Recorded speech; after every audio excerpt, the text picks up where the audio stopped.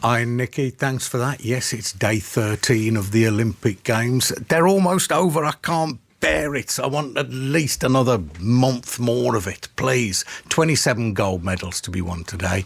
Big morning for Team GB's Katarina Johnson-Thompson in the heptathlon. She's 8th overall after the 100-metre hurdles, with the high jump to come shortly this afternoon. Jack Law and Jordan Holden will be going for gold in the men's 3-metre springboard final, and Noel Lyles will be trying to add to his 100 metres goal in the 200 metres on the track tonight too. First, though, we're going to go to the Taekwondo. Always great to watch. Always ask myself why I only watch it every 4 years, to be honest. Ridiculous, really. Katie Smith and Steve Bunce are watching the action for us there this morning. So where are we at? Well, we are potentially, Adrian, one round away from seeing Bradley Sinden of Great Britain going, the Olympic silver medalist. And I think you say you haven't watched it for 3 years since Tokyo. So should we talk about the key change that has happened since then? Because there will be some people who may not know that there's a big change in the sport, which is that the scoring is done slightly differently now, and the rounds are slightly different, aren't they, Buncey? So it's now best of three, a bit more like tennis, you might say, than it was before. So before, they would go through the rounds, they would rack up a score, the 2 minutes clock would go down, and then they would pick up where they left off. Now, if you win a round, that is yours. You have to win 2 of the 3, and then you're through. And they've introduced a 12-point, which I call the outclass rule, but they have a far less catchy name for it. They call it the points gap, and that means that the round's over if you can extend it by 12 points, and you can extend it. But the real thing about this, Adrian, that's why I'm parachuted into this chair next to Katie. Okay, Katie knows the nuts and bolts, and it's the back stories. I've got stories about Papua New Guinea Sporting Hall of Fames. I've got stories about exiled Iranians against exiled Iranians. Stories. Let's fill our boots. I love your stories. It's this sport. I spent an hour last night, and it ended up being 5 hours last night. I went down a hole last night and found myself all over the South Pacific, all over the old Eastern Bloc, okay? All those glorious, mad Eastern Bloc countries, all the stands that are out there. I discovered stands I didn't know existed, and fighters from those stands I didn't know existed. The backstories are just unbelievable. And Bradley's backstory is one of just class, pure class. It's gold, it's being the best in the world, it's coming within a few seconds of winning Olympic gold. I mean, you imagine that. You know, when you have a silver, you're around someone that's won a silver medal, Adrian. Yeah. And of course he or she's going to want to tell you about how they nearly won a gold. But in this sport, you nearly win a gold. You can lose a gold by a second. A second. It's heartbreaking.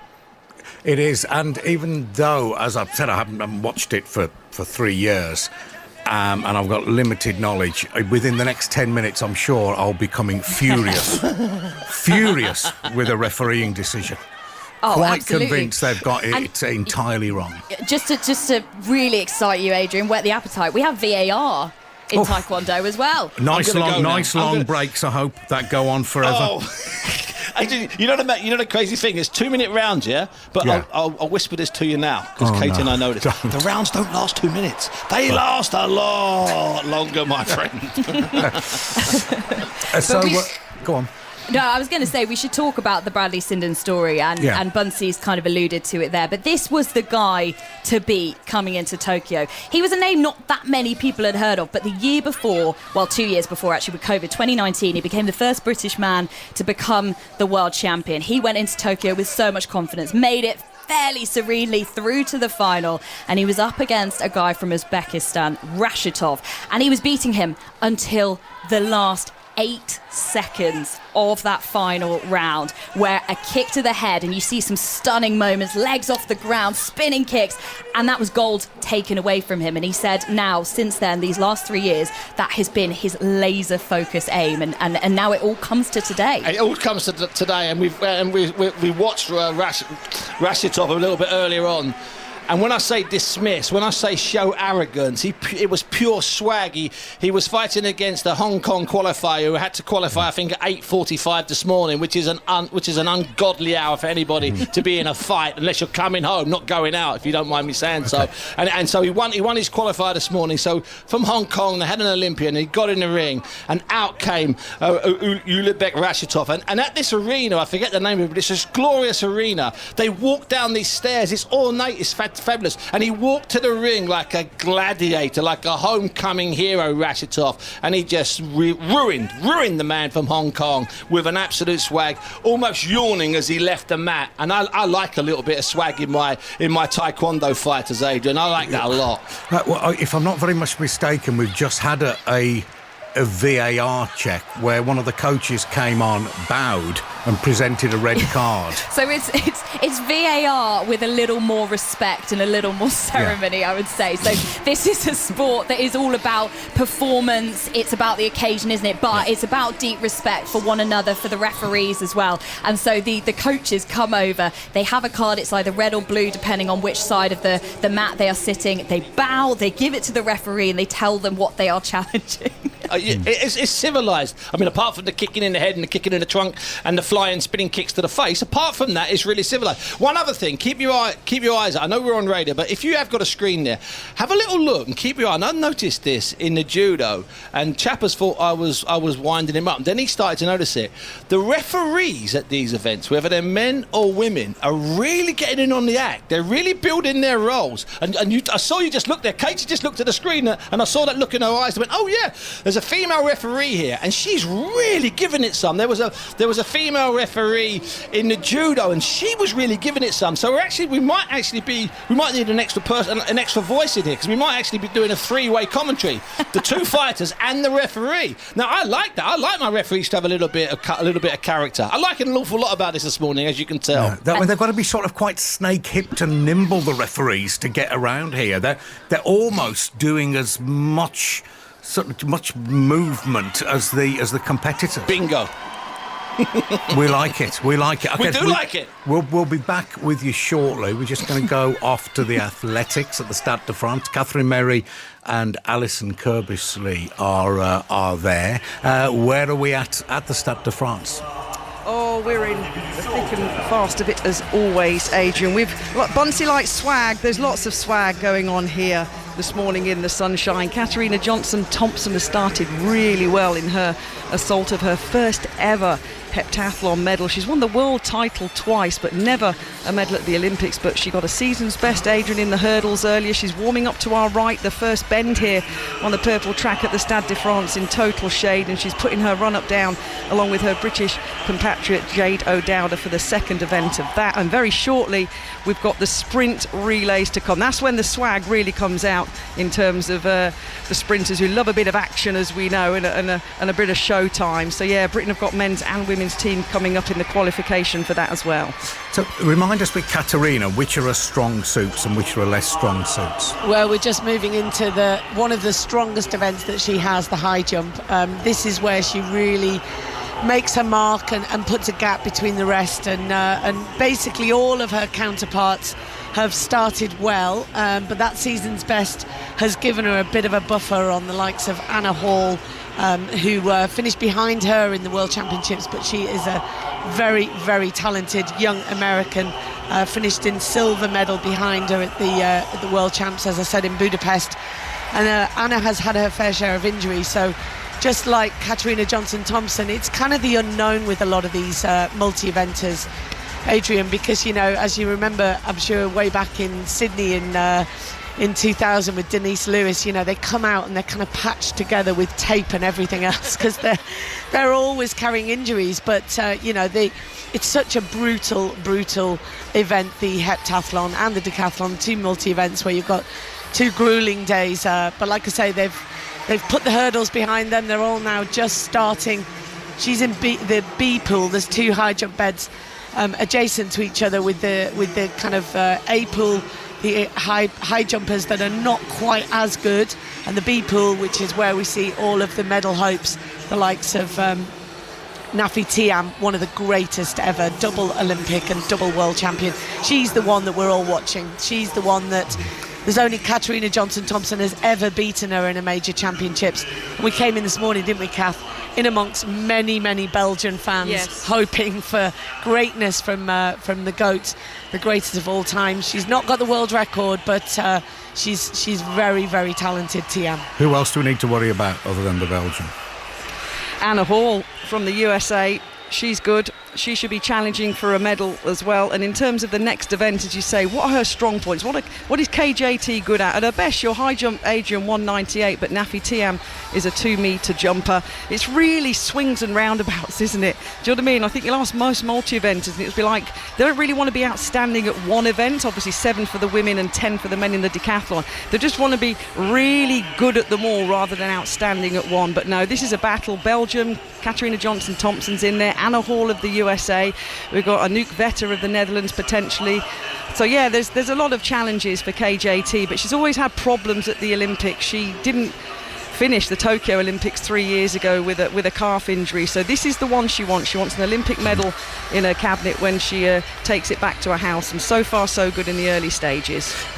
With the relays, it's not like the qualification rounds for the ordinary sprints, because with the relays there's that extra jeopardy, isn't there, of dropping the flipping thing? There is, and I think that there's this misnomer that we always drop the baton, but actually we've got quite a decent track record, particularly at major and global championships, and we're going to see the women first going up. They won the European Championships this year. We also saw a national record at the Diamond League in London just before we came here. So we do have a strong quartet. Quite interestingly though, Kath and I were very surprised when we saw the teams announced. We're actually going to go in the second of these semi-finals this morning. And the Brits are resting Dina Asher-Smith and Daryl Neater after both of them trying an assault on both sprints, 100 and 200. But the Americans are putting out their full team. They've got their 2 medalists from the 100 metres in Sha'Carri Richardson and Melissa Jefferson, and then Gabby Thomas, the 200-metre champion. So I find that really, really interesting that they're coming out and they're taking the heat very seriously. So I guess it's all about, but like you said, Adrian, the jeopardy of the baton passing is the one thing that we'll all be looking at. Okay, we'll be back with you shortly. Meanwhile, we need to go to the Taekwondo because Bradley Sinden is next up. So, Bonsi, just give us a quick pen portrait of Bradley again, and who's he fighting? Well, Bradley's fighting the Oceania champion. It's a man from Papua New Guinea called Kevin Sogo Kasman.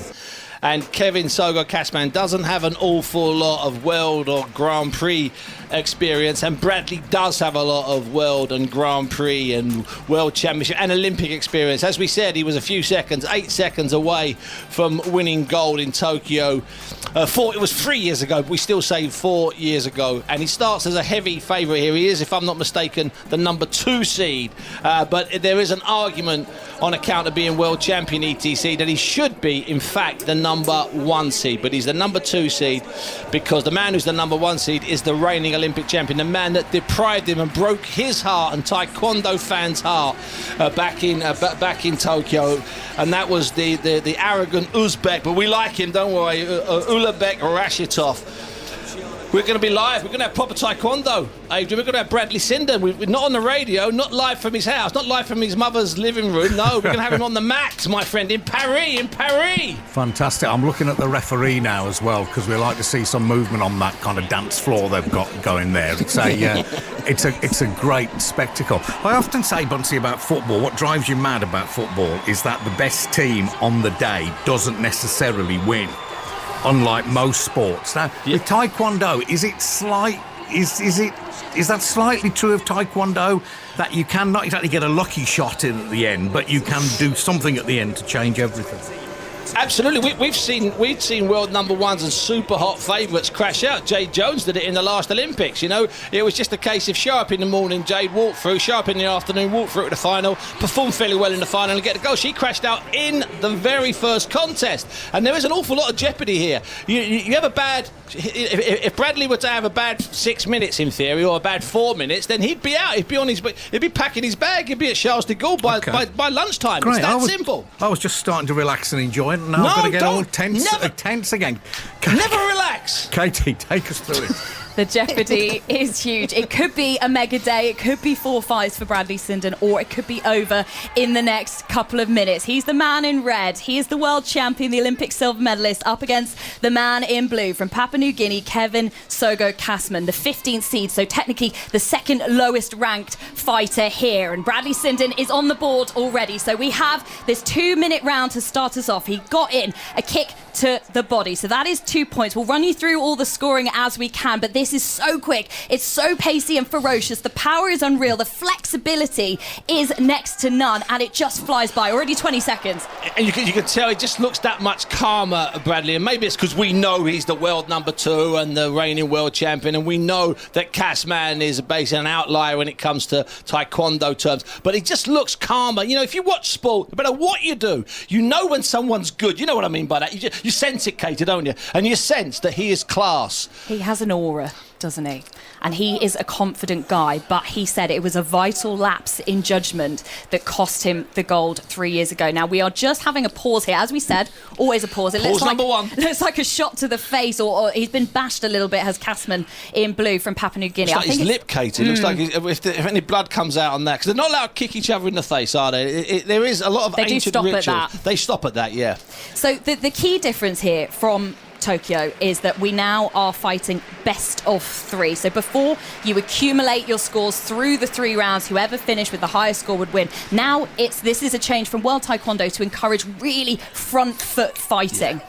You have to win 2 rounds to get through. Bradley Sinden with 20 seconds of this first round completed. We're going to get back underway here. He's scored another kick. So we've got that was a mistake on the scoreboard. So he's had a kick to the trunk, another kick. You'll hear the noises in the background. What a flurry from Sinden there, the man in red from Great Britain, the world number 1. And he now leads by 9 points to 0. 11. You'll have to explain the outclass rule, the points gap rule, as I like to call it, because we've just reached one in the opening round. Well, basically, what happens is it's meant to be basic, and so Katie, take it away. Well, blink and you miss it. I mean, that was exactly a key example of that.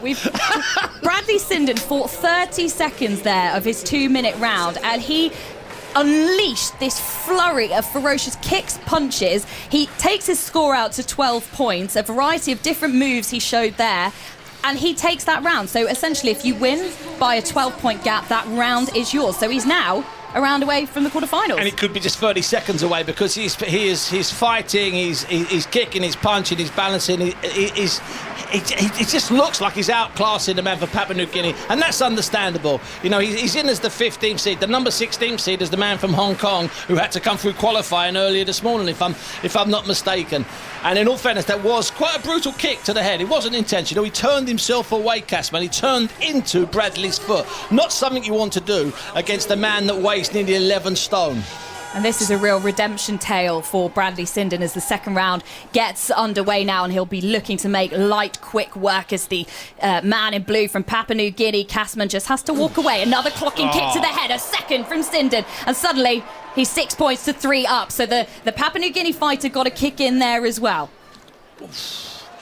Some of those kicks, when they can catch your head when they're this close to you, that means their legs coming up by the side of their body and they're flicking it onto you. It's balletic. It's ferocious. 10-3 now. Suddenly Sinden leads. It's going to be another penalty here for the man from Papua New Guinea, Kasman. So we have these penalties called gamjongs. That is a point to your opponent. I cannot tell you how unbelievably quick this fight is going. It's not normally this blistering. Oh. Bradley Sinden now in the centre of the ring, on his toes. He's just forcing his opponent to to flutter away from him. He now leads 13-3. That's another 12-point gap. The fight is over. Yes. So 26 seconds and 30. What do you make that? 56 seconds he's gone through. But you know what? He's got to fight 4 times today. Why have a slugfest? Why go 6 minutes? Get it out of the way, get it done, get in an ice bath and get ready for the quarterfinals. Well, Kasman has a bloated lip. He's got a smile on his face because I think even he cannot believe what has just happened. What a start for Bradley Sinden. I didn't even get through my tale of redemption. The whole point here is that he had to settle for silver in Tokyo because in the last 8 seconds of his final, he was the man to beat and he lost gold to a kick to a head. But that is a statement win for Bradley Sinden. So done with style. He didn't just overpower him, he outclassed him and overpowered him, Adrian. So what you've told us, what we've learnt so far is that these rounds can go on forever, or they can be extremely short. Will they not think of the schedulers, the producers who've got to add the timings up and work things out, and the presenters? I'll let you into a secret, and obviously I'm not looking for sympathy, but Paris is open very late. So even if they were still kicking each other at 11:30, 11:45 tonight, Katie and I would comfortably find somewhere at 1 in the morning to have a beautiful piece of steak or a lovely omelette or whatever our hearts desire. Trust me. So I'm not asking for any sympathy. So that's the bottom line. They don't give a monkeys about us. They'll have these fights last 12, 15 minutes when they should only be 6. That's just the way it goes out here. But let me end on a sad note, because my man from Papua New Guinea, he was fighting today, Kevin Sago Kasman, for a place inside the Papua New Guinea Sports Hall of Fame. There are currently 23 people in there. Had he beaten Bradley Sinden, an Olympic silver medalist, a former world champion, he would have got himself naturally in. Now he's going to have to wait another Olympic cycle before he gets closer to those hallowed doors. Although we should make the point, Adrian, there is a repechage in Taekwondo, and it can be a little confusing, but basically if you lose to an eventual finalist, so you have to wait a couple of hours through the day, and this could very much be the case for Kasman here because Sinden looks so brilliant. You then go into a repechage. You have the chance to then fight the losers in the quarterfinals, then you would fight the loser in the semi-finals, and you could actually end up with a bronze medal, the idea being that you were beaten by such a good person that you weren't able to show what you could do against other opponents. But Katie, I'm going to have a 5p bet with you. We probably shouldn't bet on air. I'm going to have a short little bet. I'm going to have a nice familiar, happy wage with you. I'll buy you a protein shake, right? If Kasman gets on the podium with a medal. And I'm not being cruel to my Papua New Guinea fans. That's just the reality of a harsh sport. I can't help rooting for him. He deserves his place in that hall of fame. Let's go back to the athletics. Catherine, Alison. Yes, we've had heat number 1 of the women's 4x100 metres relay, Adrian, and as predicted, the USA did win that heat. They are the world record holders, but there was a very, very close changeover, the second changeover, Alison, between TT Terry and the 200-metre champion Gabby Thomas. You have to take it over in a zone. Tell our 5 Live listeners, don't you? You have to change the baton in that zone. And they were, let's say, very close. They were extremely close. Yeah, and maybe that's why they did run their favoured quartet for the final, because I'm not sure they've had a huge amount of practice. A lot of these girls were obviously quite rightly focusing on their individual. There were 3 women in that quartet that are all training partners, so obviously they get the chance to be able to do practice, relay baton practice. But adding in Gabby Thomas, the Olympic 200-metre champion, that was the change you were referring to. Tanisha Terry took the baton, was very, very stationary, didn't have, for me, a great leg, but then was struggling to catch Gabby Thomas, who went off like the absolute clappers and had to put the brakes on. She knew, at least she was very sensible. She put the brakes on to get the baton. And we both looked at each other, didn't we? And we were kind of like watching the replay. But no, they're through. Very comfortable in the end. They swept past the Germans, who were leading into that final leg. But of course, Sha'Carri Richardson, the Olympic silver medalist in the 100 metres, just swept by, looking very, very easy. So just remind us who qualifies. What are we hoping for here? Is it times or is it placings? No, it's places. So the top 3 are guaranteed through, and then it's the next 2 non-automatic qualifiers, and that's based on time. We just need the Brits now. They're going into this up against the likes of the Netherlands and France, who they've beaten at the European Championships this year, but also Jamaica. Now the Jamaicans are extremely weak. They don't have their big names, their big guns. Shelly-Ann Fraser-Price, Sharika Jackson, Elaine Thompson-Herah isn't even here. We've heard and reports are saying that Shelley-Ann Fraser-Pryce and Sharika Jackson are now not going to be competing in the final. We've still yet to see this. They're certainly not in the heats.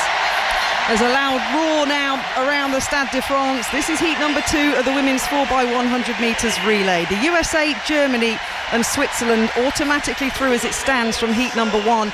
And that loud roar of the 80,000 in again today was for the French team in lane number 6. They finished 7th at the Tokyo Olympic Games. Great Britain and Northern Ireland then go in lane number 7. Bronze at the last 2 Olympic Games for this team. And they're lining up looking to get into a top 3 spot for that final tomorrow evening. Bianca Williams, Imani Lansico, Amy Hunt and Desiree Henry have the duty to get this British team into the final, with Dina Asher-Smith and Daryl Neita still to come. Quick update on the women's heptathlon high jump element. Katarina Johnson-Thompson is due to enter shortly at 1 metre and 77 centimetres. And Nafi Tiam, the last to enter in the heptathlon element with that high jump bar set at 1 metre 80. So our heptathletes are on the first bend. It's busy here at the Stade de France on the first part of this beautiful track. The French will be asked to settle down shortly. Very excited for their team starting in lane number 6. More a football crowd than an athletics crowd this morning, I think. Trinidad and Tobago in 2, Spain in 3, Nigeria in 4, Netherlands in 5. They didn't finish in Tokyo. Great Britain and Northern Ireland in 7, Canada in 8 and Jamaica in 9. Team GB need to finish in the top 3.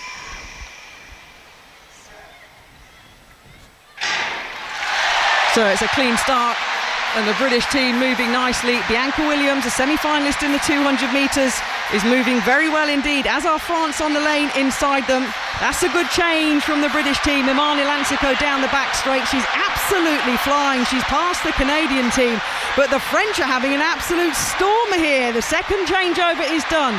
Amy Hunt round the top bend, putting the British team in the lead in this heat here in this 4x1 semi-final. The last changeover is wonderful. Desiree Henry is leading. The roar is because the French athlete Chloé Gillet is on her shoulder. But Team GB are going to win the heat. 42.03 seconds, half a metre ahead of the French. They're automatically through, the British team, to that final tomorrow night. Yeah, and the main thing there is they won their semi-final, which means they're going to get a good lane draw as one of the heat winners. That was a great performance from the quartet. Obviously, we know they're going to bring in Daryl Neita and Dina Asher-Smith. Probably Dina Asher-Smith out of blocks. Imani will keep that back leg. Then we probably will have Amy Hunt and then give it to Daryl Neita, 4th in the 100 metres here, 5th in the 200 metres. A real opportunity of a medal, and could it be gold? 42.03, Adrian, for the British team, and they've got 2 big guns to bring in. Remember, USA ran 41.94, and that was their full team. Thank you very much. Great performance from GB there. We can speak to Max Whitlock now. What an honour it is to speak to Max. The 4th Games in Paris for the 3 times Olympic champion. Max, what's it like to be home? How you doing? I think it's an amazing feeling to be back. I think we've done a long stint out there. I feel grateful to have done my final Olympic Games. But yeah, good to be home. Good to spend time with the family. Definitely. But obviously, I don't even really want to mention that you just so narrowly missed out on a medal. But there's so much to celebrate in your career. So I don't know whether you've got a box of tissues to hand, but you might want them handy as we play you this audio which we put together. I've made a decision, and it's the right time for me, that Paris 2024 Olympics will hopefully be my 4th Olympic Games, but would also be my final Olympic Games. Max Whitlock raises one arm to acknowledge the crowd, one hand on the pommel horse, and he mounts it now. It felt crazy at that time, of course. I didn't really think about what's after, really, to be really honest. Max Whitlock wins away the bronze. Tremendous result for British gymnastics. Yeah, it is an amazing feeling. I can't describe that feeling. It's so good. Whitlock is now standing by the side of the pommel horse. Floor will be all about how they can check the landings. Oh my God, that was an amazing routine. Victory! Gold for Whitlock on the pommel horse. We're witnessing history here tonight in the Rio Olympic Arena. Whitlock delivers for Great Britain. A first ever Olympic gold in the gymnastics, and it goes to Max Whitlock. Take a bow. You know, after London 2012, a target from me and Scott was to go out and improve myself as an all-rounder, and I feel complete in that target now. Max Whitlock then in his Team GB top. He is the Olympic champion. Let's watch this dismount. Up into the dismount. Good on, Maxi boy. Well, Max Whitlock has his head down now. He knows, I think, that he's defended his gold medal. And so much to celebrate there. I suppose. I mean, it's when a non-athlete retires, they tend to be older in their rocking chair, you know, just reminiscing over a round of golf or something. But you know, you're a outrageously young man to be looking back like this. I mean, how do you process it? Oh no, thank you for that. I think, I think it's surreal. I think I've been doing this for 24 years, and I think it's almost hard to process it right now. I think it still feels quite raw, quite fresh. But I think the support that I received has been crazy, like quite overwhelming really, with the positive support I received for my career as a whole. And I'm massively grateful for that. I think it will take me a bit of time to kind of zoom out and look at the bigger picture and, you know, think back from the start, like what you played there. But it feels incredible when I do. And I think if there's any time to reflect, I think it's now. I've always struggled with reflecting, looking back. I've always looked forwards and tried to aim for the next target. And I think, sometimes it's just good to look back. And I think now is definitely a time to do that. I feel like I'm very lucky. I've done the sport that I've loved for such a long period of time. Yeah, now I've finished my final routine. It's about getting excited about my next targets and, you know, trying to further the impact that I've had as a gymnast that I feel grateful to have done. Okay, we'll talk about that in a second. But I just wondered, in terms of sports psychology, correct me if I'm wrong, but most sports psychologists, it's about preparing you for competition. I don't know, how much preparation do you get for looking back on competition? I mean, dealing with a whole career and then dealing with that, you know, that disappointment, slight disappointment you had at the end, finishing fourth. Are you equipped to deal with that? If that was me, I'd just dwell on that and forget about everything I'd won, I'm sure. I'd be dwelling on that fourth place for years, but you just can't have that kind of attitude, can you? Do you know what? You can't. I think it's, you know, when it's still so raw, still so fresh, it's hard to not think about that. Of course, I'm replaying that routine in my mind, and the little mistake that I made, of course, I'd like to have corrected that. And I think when it doesn't go fully to plan, you just want to get straight back up and do it again. I think that was it, of course, in the mindset. But I think, you have to be positive with stuff. There's no point dwelling on stuff that you maybe could have done or this or that. I'm involved in sport. Sport can be hard sometimes. It can be savage sometimes.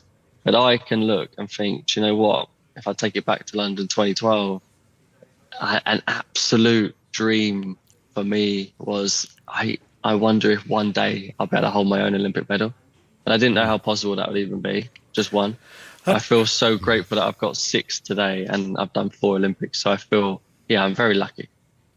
And to achieve what you've achieved, has that required a level of, an obsessive level of dedication that possibly has at times gone beyond what is healthy? I think from a very young age, I was obsessed with the sport. I found a passion that I loved going in, loved training. My hours ramped up rapidly. I wanted to do more and more and more and more, especially when you talk about something like the pommel horse. I trained on the pommel horse twice as much as any other piece of apparatus. I think, if you want to master your craft, you've got to become a little bit obsessed with it. But I was obsessed in a really positive way. I felt lucky to go to gym. I felt lucky to come out of school and go to gym, training 35 hours a week, 6 days a week for long periods of time. I loved every minute of it. So I never saw anything as a sacrifice. It was always just working towards how can I be the best that I can be and try and improve every single day. And I absolutely thrived off the fact of I can go in and I can do better. I can make upgrades. I can make improvements, and that feels amazing when you get that constantly. So, looking forward, as you've told us, is what you like to do. You are trying to put something back in the sport, get more people engaged in the sport. I mean, I just wonder, as you do that, how are you going to deal with kids who come in and then I just think, like, it's do or die, I've got to get an Olympic gold, or they just, I quite enjoy this. I enjoy it. Is that okay to be like that? To just enjoy it? Yeah. I think that's the absolute priority. That's all I've done from a young age. I've done something that I enjoyed. I think if you find something you enjoy and you do more of it, you don't need to worry about, I need to improve, because you're going to improve. I think that's what's really important for me. I'm excited about what's next because I work well from targets. I'm really kind of purpose driven. And I think, I have really, really high ambitions, and I want people to hold me accountable for what I do next. And that's helping the grassroots. I think I'm very fortunate to be in a position where I've had lots of people, lots of parents come up to me and say how much what I've done has impacted their child or the children around them to start sport. I want to make sport more accessible. I'm excited about what I'm doing. I'm working with schools, helping teachers, but also next week I'm working with National Lottery with their initiative. I'm trying to work and so many different things in the pipeline. We're trying to take the inspiration from the Olympic Games, make sport more accessible for everybody. I want to open doors that I had when I was young and give that opportunity to many, many more children. That would feel like a huge, huge win for me. So how would you measure success there? Is it about just getting as many people as possible into gymnastics, as many kids doing gymnastics? And you can have thousands and thousands of people doing gymnastics and be fantastic. But is it also necessary to win gold medals? Because you could argue, okay, gold medals are lovely and this is fantastic, but it's more important that thousands and thousands are just doing it and enjoying it. I couldn't agree more with more important that, about thousands of children getting involved. And it's not just gymnastics. I feel like gymnastics is one of the best starting sports, but just sport in general. Just finding something that's your thing. I think your thing that you love, your thing that you can just put your mind to, that you wake up every morning and think, this is what I want to go and do and this is what I want to enjoy. When children find that from a very, very young age, that's massive, because you not only learn endless life lessons from sport, but actually you instill something for when you're older that, keeping healthy, leading a healthy lifestyle is instilled in you from a young age. And that's massively, massively powerful. But if you set yourself up from when you're young and you give yourself a platform, then you can almost look forwards and think that, anything's possible from that. What will it take to do that? Is it to do with what's happening in schools or local clubs? What's the secret to increasing participation? I think for me, I'm passionate about starting at the very, very start within schools, with helping teachers, with building confidence, with what they can do to try and make sure it's right at the very start when children get their first taste of what sports can be. It's also important to work within communities. Next week we're looking at the Changemaker Fund with the National Lottery on how we can take the inspiration from Olympics from athletes that within their sport, they have a passion for their sport and what they can do within their community. So it's how we can help communities that potentially don't have the opportunity to do some sports or try some sports. I've got my daughter, my little girl, she does about 5-6 sports a week, different sports.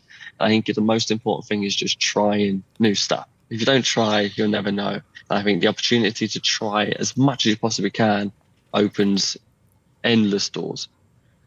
And is there anything you would have done differently? Is there anything you would tell your younger self? Nothing I would have done differently. I think there's definitely no regrets, but I think, telling my younger self if there was anything, it's almost just, trust the process. I was lucky to find something I loved, enjoy every moment, and be patient and just have fun.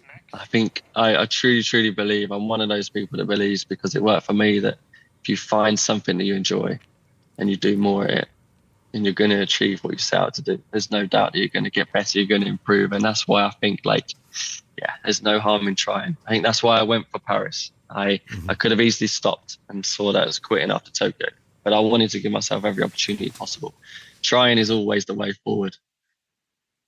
And what about what about the pommel horse? Do you just give it a friendly pat on its hindquarters and says it's goodbye from me, or are you still going to be pommel horsing every day or every week or at all? How does it work? It's almost a strange feeling that I'm trying to kind of navigate now. It's weird to come back from the Olympics and think that I don't have that tie anymore. Going to training, really like the thing that I did. It's a strange feeling, but I think I'm definitely not going to be a stranger. This is like my second home in this gym, and the people around it, of course, mean a lot as well. So I think, I want to come in regularly, but I think my competitive side stops. I want to probably do a bit of gymnastics just to keep fit. I think I want to keep that up. I never want to kind of I can't lose see that. you letting yourself go. I can't imagine the next time I interview you, you're going to be there with a big pot belly. Let's hope not. It's not going to happen. Okay. Listen, congratulations on everything you've achieved, Max, and everything that you'll go on to achieve at Max Whitlock. And with that, we'll go back to the athletics. Kath, Alison? Yeah, from one British Olympic legend, Max Whitlock, to four guys who are hoping to potentially bring home a relay gold here in the athletics. The British team line up in lane number 5 in this heat of the 4x100 metres relay. The first 3 will qualify for the final tomorrow. Jeremiah Azu, Louis Hinchliffe, Richard Kilty and Nathaniel Mitchell-Blake have been given the responsibility. They start in lane number 5. The USA have Coleman, Curley, King and Lindsay, and they are a lane outside the British team, and they settle into their blocks. Jeremiah Azu, disqualified from the 100 metres, sits and waits. And it is a clean start. Azu going nicely, as is Christian Coleman from the USA. Japan going well in lane number 7. Down the back straight for the first time. A very safe handover to Louis Hinchliffe down the back straight. Fred Curley, the 100-metre bronze medalist. Around the top bend, Great Britain and Northern Ireland are in this one. Richard Kilty's a great bend runner. The British team are in about 3rd place at the moment. Italy moving nicely, the defending champions. The USA, though, have a 4-metre lead as they come into the home straight. Nathaniel Mitchell-Blake has got some work to do. The British team are being chased and taken over by the South Africans. 3rd or 4th for the British team in a photo finish. The top 3 guaranteed a place in the final. The United States of America rested Noah Lyles 3 years ago in Tokyo and didn't make the Olympic final. But Nathaniel Mitchell-Blake, Alison, is looking up at the screen. They're automatically through. The photos come through. The British team are 3rd, 38.04 seconds behind the USA and South Africa. That was close. We can now sigh a sigh of relief. I could see the Japanese athlete finishing so quick, and then the Italians with Tortu absolutely running down Nathaniel Mitchell-Blake for that 3rd spot. 38.04 for the Brits, 38.06 for Japan and 07 for Italy. That was tight, but we're through. Now I guess the only question will be, do we bring in Zarnell Hughes? How is the hamstring? Is he well enough to put on to that final leg? Because I think that's probably where they would place him. And then do you put Nathaniel Mitchell-Blake on the bend, or do you leave the Teesside tornado of Richard Kilty? Because he ran a great bend. Lovely back straight from Louis Hinchliffe. And I'm just glad to see Azu. Obviously, the last time we saw him, it was a false start in the first round of the 100 metres, and he was devastated. But got the guys off to a great start there. Both British teams through, Adrian, to the sprint relay finals tomorrow. And can I ask you, what's the secret of bend running? One leg slightly shorter than the other would help, I suppose. But you usually get your 200-metre specialist, and actually, or your 60-metre specialist, which is where Richard Kilty comes in, because it's one of the shortest legs. We call it a 4x1, but they actually don't. When you break it down, they don't all do 100 metres. The back leg runner often does the longest leg, because by the time they pass the baton, that changeover zone is a good 20 metres long. So usually you pass the baton at the end of the changeover zone, and you put your absolute explosive specialist on that bend, and then usually he sort of ends up running about 75 metres, 80 metres, and that is where Richard Kilty comes into his own. Obviously double world indoor 60-metre champion, but also can handle the bend at high speeds, because that is really difficult. Naturally, at that sort of speed, you're wanting to it's really difficult to hold that bend and that arc while managing to maintain such high speeds. But Kilty does that so well and has been an absolute stalwart for this team for an awful long time. And it's also, Adrian, just quickly, how you can receive and pass a baton. That's taken into account as well. So you have to have quite a few skills, which is why they practice quite a lot. Okay, so these... KJT is going in the high jump though. Let me bring you quickly up to speed. Nicely done, Adrian. Look at that. She entered at 1 metre and 77 in this heptathlon high jump, and she's popped over very nicely. Lovely work. Okay, brilliant. Thanks for that. Kath and Alison, let's go to the golf. Ian Carter. Hello, Adrian. Witnessing something really rather special from the world number 137 from Switzerland, Morgan Metro, who started the day at 2 under par and is now 10 under par, having covered the first 9 holes in 8 under. She's had 2 eagles at the 3rd and the 9th, 4 other birdies. She's gone out in 28. Of the 9 holes she's played, the only one that she hasn't completed in 3 shots was the par 4 7th, which she parred. It's a truly extraordinary round, and it has given her the lead. She has overtaken Céline Boutier, the first round leader, who has picked up 1 shot so far today. She's played 6 holes and she is at 8 under par. I'm afraid from a British point of view there's very little sign of any kind of medal challenge coming at the moment. Georgia Hall out there on the golf course, she is at 2 over par, which is where she started. She did pick up a birdie at the 3rd, but just as she did yesterday, she dropped a shot at the 4th. So on the 5th, she's at 2 over par, and that's 12 shots off the lead. But really something very special at the moment, being compiled by Morgan Metro of Switzerland. The conditions look relatively benign, but they often do on the telly. Yeah, they are benign, and more so than yesterday. You can see on the lakes that there is still as the proverbial mill pond. Better conditions for scoring today, undoubtedly, but I do think that the women are facing a tougher golf course than the men did last week. It's the same golf course, but immediately before the men's tournament there was a huge storm which really softened it up and enabled the players, certainly over the first couple of rounds, to play real target golf, whereas now there's been sustained dry weather. It's much faster, it's much firmer, and so therefore a much bigger test. Mind you, watching Morgan Metro, you have to say she's more than a match for it at the moment. Really remarkable scoring. Thanks, Ian. Back with you shortly. Let's rejoin the athletics. Kath and Alison, we got the second heat of the men's 4x100. I'll be watching the bend running very carefully now, after what I've learnt from you. Yes, we watched the bend running very carefully, and we watched the baton changing very carefully. Yeah. But luckily, because the British team have qualified automatically from the first heat, we don't have to look at the non-fastest automatic qualifiers anymore, because Great Britain got through to the 4x1 final in the first heat by finishing 3rd, and heat number 2 is on the track now. Canada are in this one, the silver medalists from Tokyo 3 years ago. They start in lane number 6. Jamaica go in lane number 8. 4th at the Tokyo Games, the Jamaicans have only ever won 2 golds ever. Usain Bolt has retired, so it's a little bit tougher for the Jamaicans as we look at the lineup that they're bringing out. Blake Walker, Gordon and Kashane Thompson, the 100-metre silver medalist for Jamaica, goes on the last leg. So that huge roar is for the French squad. They'll start in lane number 7. Pablo Mateo on the last leg for them, and Ryan Zizi, and that's the one that Adrian's going to be looking at because he's running the top bend for the French team. Quick update on the heptathlon high jump. Jado Dowda, Commonwealth bronze medalist in Birmingham a couple of years ago, has a clear scorecard so far. Has just topped over the height of 1 metre and 77, and that's the height that Katarina Johnson-Thompson entered at, and she went over with a really good clearance.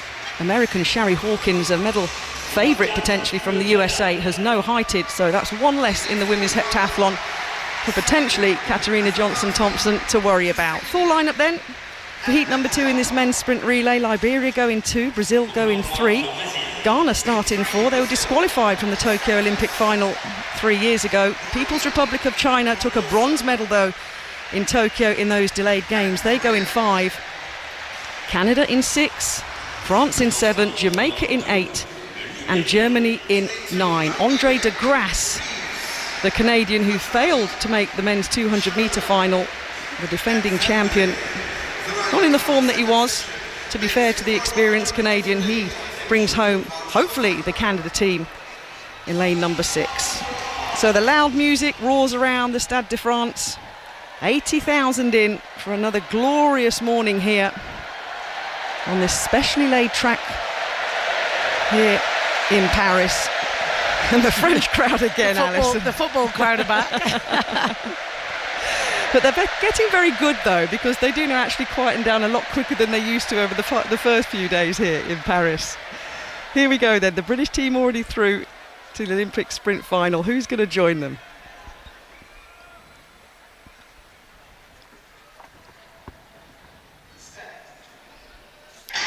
So the second heat of the men's 4x100 metres relay. They sprint past the heptathletes.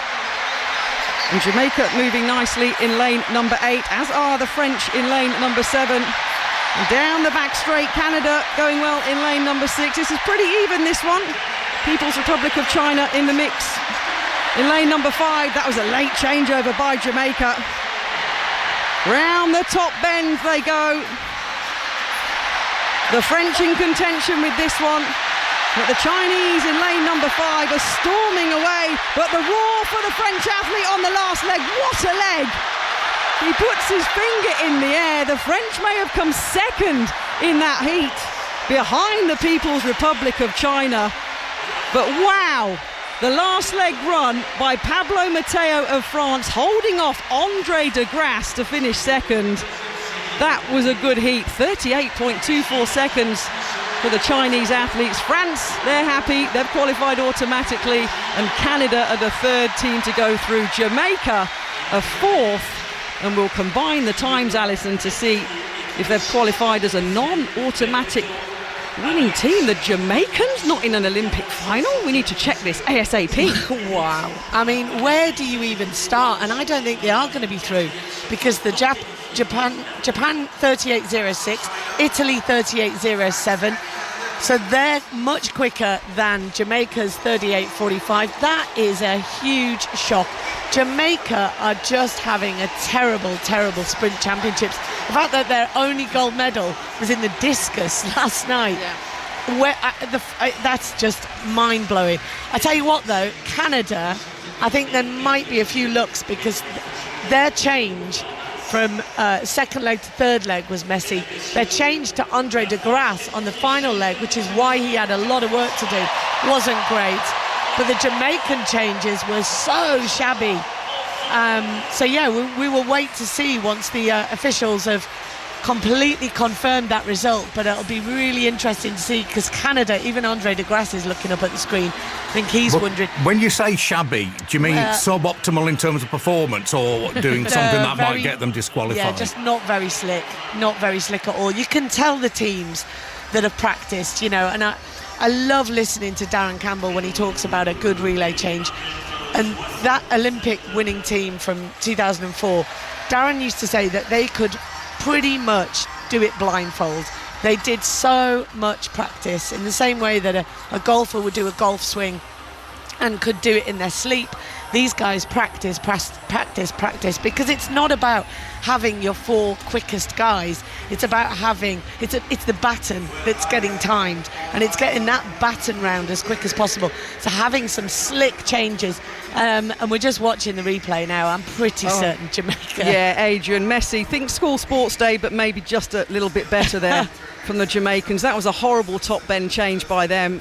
Yeah. Absolutely and awful. second change as well, third to fourth. If you imagine, Adrian, you're putting your arm out, as Kath said earlier, at very high speed, and you've got to try and keep that arm as still as possible.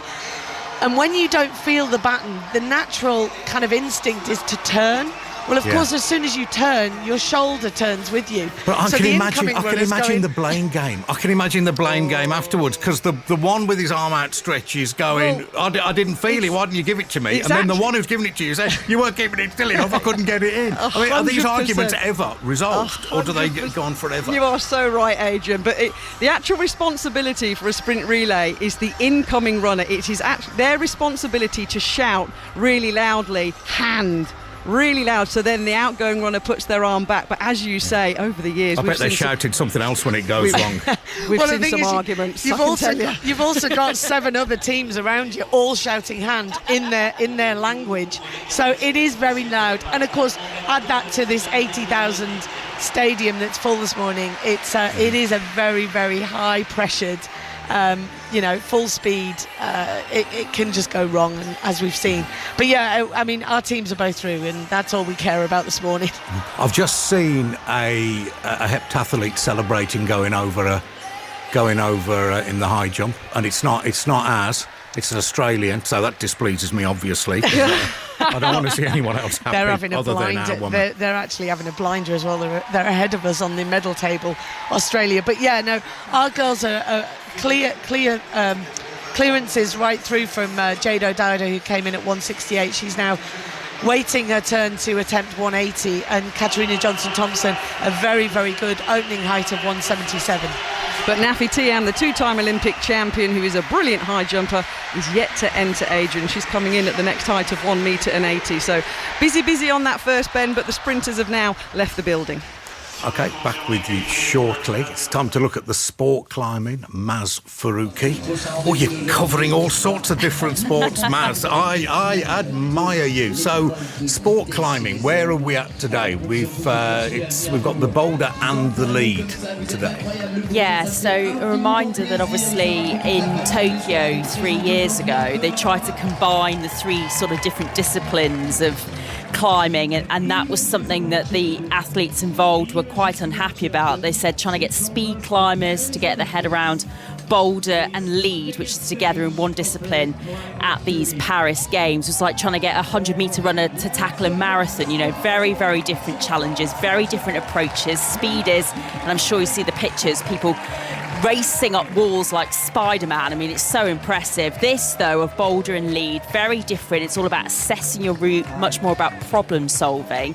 Yesterday, we had the boulder discipline. That's all about navigating your way around 4.5 metre high boulders in as few attempts as possible in an allocated time period. Each problem, as it's known as, each attempt at a boulder is scored out of 25. Top score 100, and if an athlete can get 100, obviously that's hugely impressive. And Janja Garnbret of Slovenia registered a score of 99.6 after yesterday's boulder. Today it is the lead section, and that is all about trying to get as high up as you can up a wall. You have an allocated 6-minute period of time. You come off, that is it done, but you're not allowed to try and attempt it before your 6-minute allocated period. If you can get up through to sort of the blue section and then the yellow section and get it up to the very top of the wall, that's the objective. But not many athletes can get all the way up to the top. But if you can do, then it's all about how quickly you've managed to get there in your 6-minute period. So this and again, wall it's sort scored of leans again, back towards you, so it's not perpendicular to the floor. So no, I mean, you're always it's ridiculous. It's incredible what they're able to do, and how small the margins are, and they have their sort of a little container, the little bag of chalk that they keep dipping their hands to as they're going up the wall. I mean, it's so impressive what these guys are able to do, and knowing as well that this is sort of their first attempt at trying this wall. They've only got the one attempt. It's really impressive and gravity defying what these climbers are able to do. So who are the ones to watch here then in the lead? Well, we've used the term GOAT, haven't we, quite a lot throughout these Olympic Games. But Slovenia's Janja Garnbret, I've already mentioned her, is absolutely the name to listen out for in this discipline, in this combined boulder and lead. She is absolutely brilliant. Britain have got 2 athletes through to the semi-finals, Molly Thompson-Smith and Erin McNeice. Molly Thompson-Smith, though, not doing well at all yesterday in the boulder discipline, which really, if I'm honest, left her out of the standings anyway, even before they got to this lead discipline today. But Erin McNeice doing pretty well, finishing with a combined boulder and then lead score of 123.7, which puts her in the top 8. And even despite now with a couple of athletes still to go, a top 8 finish will get you through to the final. So we will have a great a GB athlete, Erin McNeice, 20-year-old Erin McNeice, through to Saturday's final in this discipline, Adrian. Thank you. Let's go back to the athletics, Kath. KJT, Katarina Johnson-Thompson, stands on the outside line of lane number 9. Here she goes. It's her first attempt in this heptathlon high jump at 1 metre and 80. Oh, that was smooth. Nicely done. She gives herself a little smile.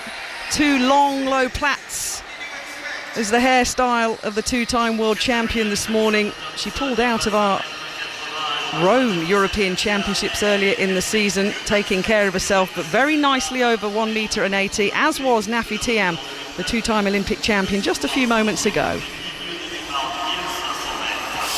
Thank you very much. We'll keep you in touch with the heptathlon all through the morning, all through the day. Let's go back to the taekwondo now, though. Katie Smith and Steve Bunce, what have you got for us? Yeah. I can't hear on program. I couldn't hear Magic. No. Hello. Have we got Katie? We can barely hear programme, just to say. You're not missing much. No, I'm joking. Can you hear me? Can you hear me now? Oh, hello, Adrian. Hello. Yes, hello. It's me. Sorry. Hello. Okay. Right, we got it. I was just I could tell you couldn't hear us. Although, what are they going to say? But no, it's all. You're more of a professional than me, I must say. Anyway, it's all yours. You're live on 5 Live. Ah. That was one of those magical moments, Adrian, where Katie and I are having a conversation, and Katie says, "I'll just tap in and see if we can get the program turned up," and we managed to at the exact time get to you. So I assure you, we're sitting here with our feet up, just relaxing. But you know what? We'll crack on because it's the Olympics. You crack on, and we've got Jade coming up now, haven't we?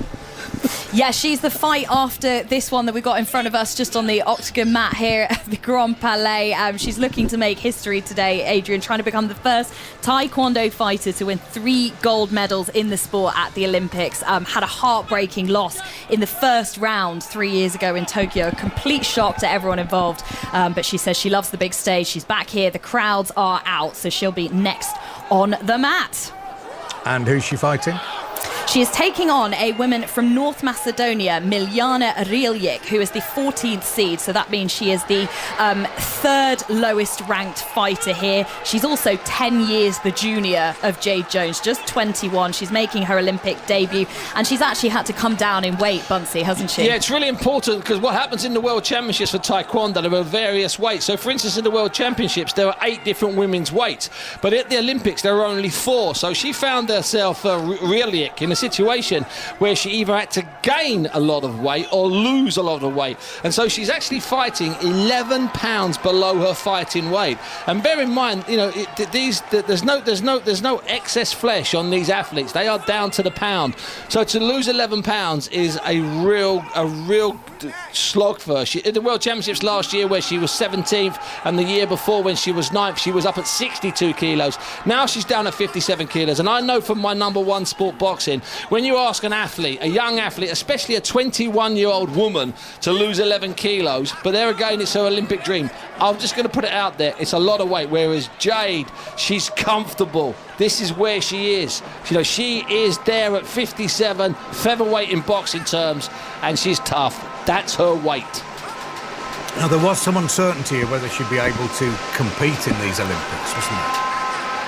Yes, so she was actually only cleared to compete 1 month ago in July, and we didn't know whether at this point she might be facing sanctions as well. So it goes back to December of last year in 2023, where she failed to provide a urine sample to a UK anti-doping tester who'd come to her hotel room really early in the morning. UCAD has since said that it's been presented with confidential medical records that showed Jones bore, and this is a quote, no fault or negligence for her refusal or failure to submit admit to the sample collection. They also said this was very exceptional circumstances. Now, what was happening was at that point when the tester came round, Jones was going through dehydration training. So she had a weigh-in later that day before a competition. So she was trying to keep her body weight down. A psychiatrist's report, which was given to UK Anti-Doping, says she was suffering cognitive impairment at this point. She did get tested by a different tester later that same day. She tested negative, and she since said since she was cleared, she faces no ban. She's free to fight here.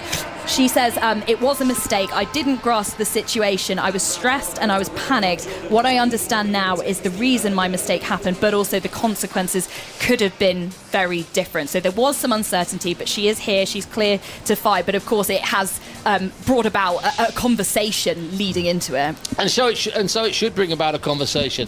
And if the conversation looks into the way we ask our athletes to lose weight and the way they lose weight, it's been a bone of contention of mine for 30 odd years in my boxing business. When I see kids as young as 13 or 14 trying to lose 2 or 3 kilos because they want to avoid a certain fighter in a certain championship, it might just be the schoolboy championships. They just want to avoid a fighter. And of course, at this level where gold medals are at stake, you're playing with weight. And athletes, when they're losing weight, become fairly unpleasant and unbearable, and that's not me generalising. In fact, Lewis Richardson, the boxer who settled with a bronze medal here just the other day, the first thing he did in his interview after he'd lost his bout to reach the final was thank his girlfriend Lucy, who had put up with him when he'd been making weight for the last year of their life. It can be hell, and I'm not at all surprised that the specialists found that Jade was cognitively impaired, because when you're losing weight and you've got no weight to lose and you've got to drop another pound before that weigh-in at 9 o'clock in the morning,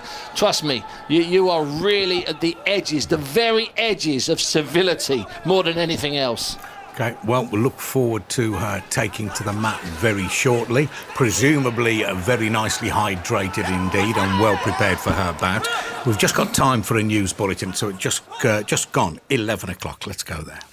The voice of the UK. This is BBC Radio 5 Live. The BBC News on 5 Live, I'm Beth on Holmes. The policing minister says she's cautiously welcoming the largely peaceful protests last night. Thousands of anti-racism campaigners turned out in towns and cities across England following a week of violence by far-right rioters. But Dame Diana Johnson suggests more disorder could be seen over the next few days. Merseyside Police Chief Constable Serena Kennedy has been speaking to 5 Live. It has put pressure on my officers and officers across the country. We are having to move everybody to 12-hour shifts. Their rest days are being cancelled. But what I would say is the officers that I am speaking to, are absolutely committed. It probably means a little bit more in Merseyside because of devastating events that took place and, the 3 little girls that were murdered, and people are using their names in relation to this violence, which I just find utterly disgusting. My officers and staff are absolutely committed to keeping the communities of Merseyside safe. Stormont is being recalled following violence in Northern Ireland. Last night, East Belfast saw police being attacked by objects being thrown by rioters. Our political correspondent is Darren Marshall. After that executive meeting, politicians will then come up here to Stormont Chamber, where they will meet to discuss again racism and violence and put out a united message. Politicians, the first time this will be that we can see our First Minister and Deputy First Minister stand shoulder to shoulder with a united message against violence and condemning those scenes we've seen now for 5 nights in a row. In other news today, new figures from the NHS in England show waiting lists for routine hospital treatment are now at their highest since October last year. The number of operations and treatments waiting to be carried out rose in June to 7.62 million, although there was a slight drop in the number of people waiting more than a year for treatment. The Health Secretary, Wes Streeting, says it'll take time to turn the health service around. And property sales are expected to pick up in the next few months, according to members of the Royal Institution of Chartered Surveyors. Their monthly report suggests falling mortgage rates will help the housing market gain more momentum. Driven through the covers. Every huge boundary. Clobbered over her head. Away to the boundary for 4. Every huge 6. Fielder underneath it, can only watch it go over his head. Every wicket. Should be a simple catch. She's gone. Catch it all. Edge gone. The 100 continues. On BBC Radio 5 Sports Extra. On the BBC Sport website and app. And on BBC Sounds. The Olympic Games, Paris Paris 2024. With Adrian Chiles. On BBC Radio 5 Live. Hello and welcome to day 13 of the Olympic Games, where Katarina Johnson-Thompson has started her heptathlon campaign. Catherine Merry. She has. It's underway here in the Stade de France. The two-time world champion is going well as she aims for her first Olympic medal. She ran a season's best in the 100-metre hurdles, and in the second event of 7, the high jump, has already gone over 1 metre and 80. In the taekwondo, Jade Jones is going for her third Olympic gold. Katie Smith. And looking to make history as well with that, because no taekwondo fighter in the history of the Olympics has ever won 3 gold medals. She had a heartbreaking loss in the first round in Tokyo, looking to make amends today. Bradley Sinden is already through to the quarterfinals. And excitement is building at the athletics as Noel Lyles goes for an Olympic sprint double tonight after winning the 100 metres. Lyles is the Olympic champion. How did he do that? 9.79 seconds. They've given it to Noah Lyles from Kishane Thompson. We'll bring you every Team GP medal live here on 5 Live. You can also follow events on the BBC Sport website and app, or watch on BBC One and iPlayer. Paris 2024, the Olympic Games. With Adrian Chiles. On BBC Radio 5 Live. Okay, let's go to the taekwondo then. Jade Jones shortly to take the mat. Katie? Yes, so she'll be up next after this fight. What is quite fun and sort of unpredictable, Adrian, about the fighting here in the taekwondo, because of the rule change that they've got now where it's a best of 3 contest, so you don't have a third round guaranteed. It's quite unpredictable as to when these fighters are going to come onto the mat. So the fight before Jade Jones is the men's under 68 kilos, which is the contest that Bradley Sinden is in. This has gone to a third and deciding round, which is really, really exciting. And that also, I think, emphasises just how ridiculous Bradley Sinden was earlier to wrap his up, not only in 2 rounds, but in about 30 seconds within each one. You're less than 30 seconds in each round. And of course, the great thing about this 2 rounds and then you walk over is that if you've lost the first round, you've got to win the second round to stay in the competition. So basically, they're creating a kind of sudden death second round without it being a sudden death, and that's beautiful. So every single second round here is a sudden death match, and that's great. And you see them have a much longer fight here. Yes. You would imagine that takes it out of you. You know, it's a marathon, not a sprint. This is a long day. Listen, as Mike Tyson used to say, you don't get paid for overtime, you get them out of there. It's as simple as that. So Bradley, he actually did 54 seconds, if I'm not mistaken, combined in those 2 rounds, absolutely. Whereas these guys here, they're entering into their 6 minute. They are in their 6 minute now, and it's been a hard 6 minutes. So if you were fighting one of these guys later on in the quarters or the semis, I think Bradley might in theory fight one of these in the semis or whatever it works. They've got that in their tank. No matter how fit you are, if you have to have 3 really hard fights in a day before you get to the final, it takes it out of you. So Bradley is, honestly, his engine is just about purring. It's just ticked over from that 50-odd seconds earlier, Adrian. Okay, well, we'll be back with you either in a few seconds or in half an hour. You just don't know with taekwondo. Let's go back to the athletics. Katarina Johnson-Thompson is eyeing up the bar of 1 metre and 83. Here she goes, a little staccato step, swings in, shoulder dropped and clears very, very nicely. The white flag is raised, she gives a big smile, she puts her head in her hands as well, but that was a really good clearance from KJT. Nafi Tiam, incidentally, the 2-time Olympic champion, passing at this height of 183. We'll see her back shortly. And also Jade O'Dowda going well, the other British athlete. She's gone over 1 metre and 80.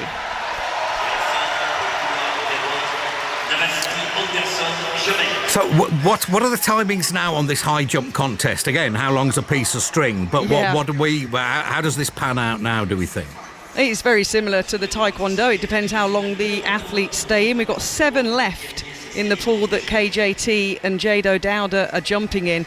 And Nafi Tiam is a 2 metre plus jumper, so this could go on for a little bit longer. But then if you have a few shockers, then obviously you'll lose a few athletes early doors and it'll be a bit quicker. But no, I can't see it going potentially much more than about 45-50 minutes as we continue to head towards the magical 2 metre barrier, which a couple of these athletes, Adrian, are capable of doing. But KJT went over by a distance, but after what happened famously to the way the pole vaulter dislodged the bar. I did start to wonder about her ponytails. I'm sort of dangling behind her and sort of whipping it off. I wish she'd tie them up a bit. They've already clicked. Well, the problem with Molly Caudry in the qualification round of the pole vault, she actually cleared the height. Like, she was way over the bar, but she was actually just too close to it, so she brought it down with her feet on her way down. With KJT, I mean, look, she's a seasoned professional, and these women, you know, it's all about the look as well, Adrian. You know, they've got to look good as well. I'm just trying to find something to worry about. That's all. No, don't worry. Do not worry at all. She, for me, is looking so comfortable. There's no stress, no concern on her face. Her and her coach, Aston Moore, have very much targeted these championships. Everything she's done this year is about Paris. It's about getting that elusive Olympic medal, which has just evaded her so many times. All the way back from 2012 was the first time we saw her as a 19-year-old, when of course it was all about Jess Ennis. But since then, she's gone on to take Jessica Ennis-Hill's British record. And I don't think she'll need that. I think Thiam is looking in great shape, the Belgian defending Olympic champion. I think the battle is going to be between her and KJT, and we'll see. Hopefully we've got Jade O'Dowda now attempting her next height of 183. Yeah, Jade O'Dowda moving very nicely, Adrian. She has a shorter run up. She starts in lane number 4 of the purple track. Here she goes. Now, first failure for Jade O'Dowda. She'd been moving along really nicely. She came in at 1.68 m, a sensible decision. And to back on what you were saying about Molly Caudry, Adrian, who came in at a late height in pole vault qualification and failed to qualify for that pole vault final. The gold, incidentally, was won by 2 centimetres less than Molly Caudry's world lead last night. Jade O'Dowda will come back. I was referring to the bloke, by the way, but let's not... I wasn't even going to mention that. No, best not. I thought I'd let you explain that one. That's why I was going about We don't always have to explain. We're on radio. If anyone's interested, I'm sure they can get all the details they want. Okay, let's go back to the Taekwondo. Jade Jones, is she on the mat yet? She's just walking out, Adrian, here at the Grand Palais. 8,000 people packed in. There are a lot of British fans, and she blows them a kiss. One of the key things that was missing for the 2-time Olympic champion in Tokyo was the lack of crowds, and she talked about that so much, Bunsey, didn't she? That not having her family, not being able to get the energy from them. Especially the way she exited. You know, she's exited the way she exited very soon, very early. So it's one thing going out at 10 o'clock in the morning or 11 o'clock in the morning in front of a packed house, but you go out at 10 and 11 o'clock in the morning, you've barely had your breakfast and you're out, you're finished, you're out. You know, you're the defending champion, you've won a couple of gold medals and you're gone. That's a lot of damage to come back from. I just thought, looking at her coming in, she was taking those deep breaths, and I'm never sure if I like that or I dislike that. You've got to be aware how hard it is, but sometimes those breaths are a little bit like whoo. She realises how important this is. Well, the redemption story for Jade Jones starts here. Gold in London at the age of 19, gold in Rio defending her title, and then in Tokyo it was a first round exit. Everybody was shocked, no least Jade Jones. She said, maybe I took it for granted, the winning, and I wasn't hungry to win. I was more scared to lose. So which Jade Jones are we going to see here today? A hungry one, Katie. You could just tell there's a look on her face, a determined look on her face. She's not playing to the crowd. She just wants to get rid of Rylik as soon and as easily, as quickly as possible. Taking a leaf out of Bradley's book from earlier. So Jade Jones in blue, bouncing on her toes to the right-hand side of the referee, and she's up against the North Macedonian, the 21-year-old Miljana Rylik in red. This is her Olympic debut, so that is the other thing we've got to say about Jade Jones as the clock starts ticking down. 10 seconds of the fight now already gone. The score at 0-0 is the experience that she brings. The fight and hunger now of a loss as well. Everything before she touched turned to gold. Now she goes for the punch. It just misses, so that won't land. So the score's still level.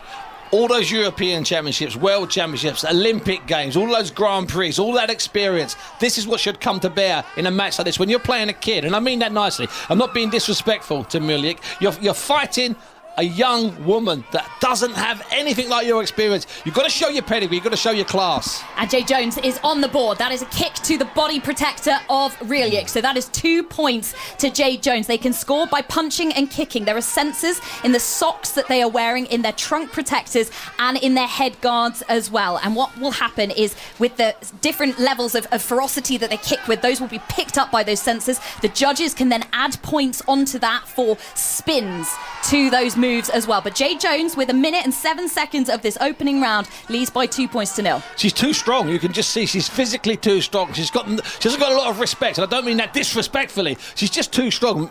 Really, it cannot push her back. She can't dent her. Jade Jones right in the centre of this lilac-coloured octagon. 8 metres by 8 metres. A punch from the North Macedonian. She screams as she launches that towards Jade Jones, but that does not score. We're into the second minute. 53 seconds on the countdown clock. Jade Jones is leading.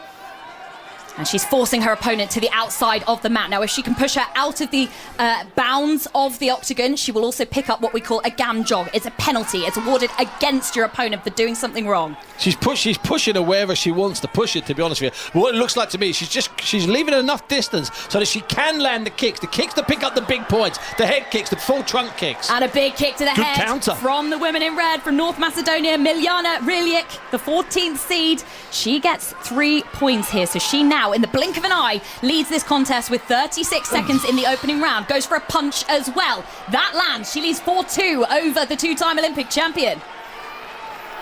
Both of those were counters. Counter kick, counter punch. She's got nothing to lose here. She knows what Jade Jones is all about, and she is hungry. Jade Jones is called the headhunter, but her head will be hunted here because of what she has done for this sport. She goes for another kick, Jade Jones. Not too much conviction in that. A punch from the Macedonian. That doesn't land. Now a kick from Jones.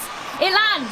5-4 in the dying seconds of the round. 15 seconds left to go. The scores change quicker than the blink of an eye. The referee now just pulls them apart. They're in a clinch. Another kick from Jones in blue. Less than 10 seconds now in this opening round.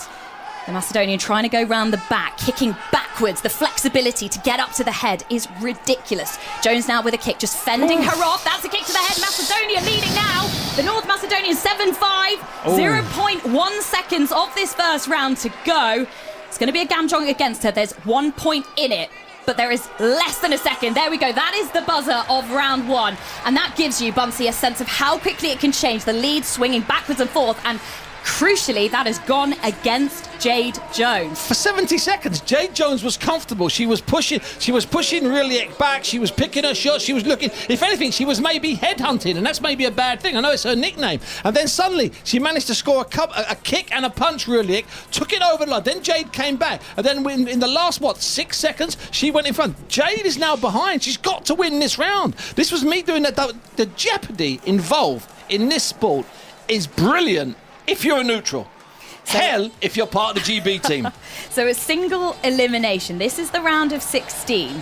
And the new factor, we've mentioned this a couple of times this morning, is that it is best of 3 now. So what you could have done previously, is if you were leading by a big score, you could play very defensive kind of taekwondo, a lot of foot fencing, fending each other off. Now, Jade Jones has to win this second round. And of course, like in all combat sports, no matter what it is, as soon as you are chasing, you're vulnerable because they know exactly what you're going to do. Your opponent knows you have to take it to them, and that leaves you vulnerable. Well, Jade Jones ready to go in the second round. She was out on the mat before her opponent. She has 2 minutes to save her Olympics. So she lost that first round by a single point. She did get some high-scoring moves in there, so she's got the capability, she's got the experience, but remember, she was 19 when she won in London. She knows exactly how this 21-year-old opponent is feeling as she tries to push her now towards the edge of the mat. And she's doing no problem. She's no problem pushing around, no problem imposing her strength, her power and experience. But it's not translated into scores, and that's all that matters here. It's no good being in charge and in control. You've got to put points on that scoreboard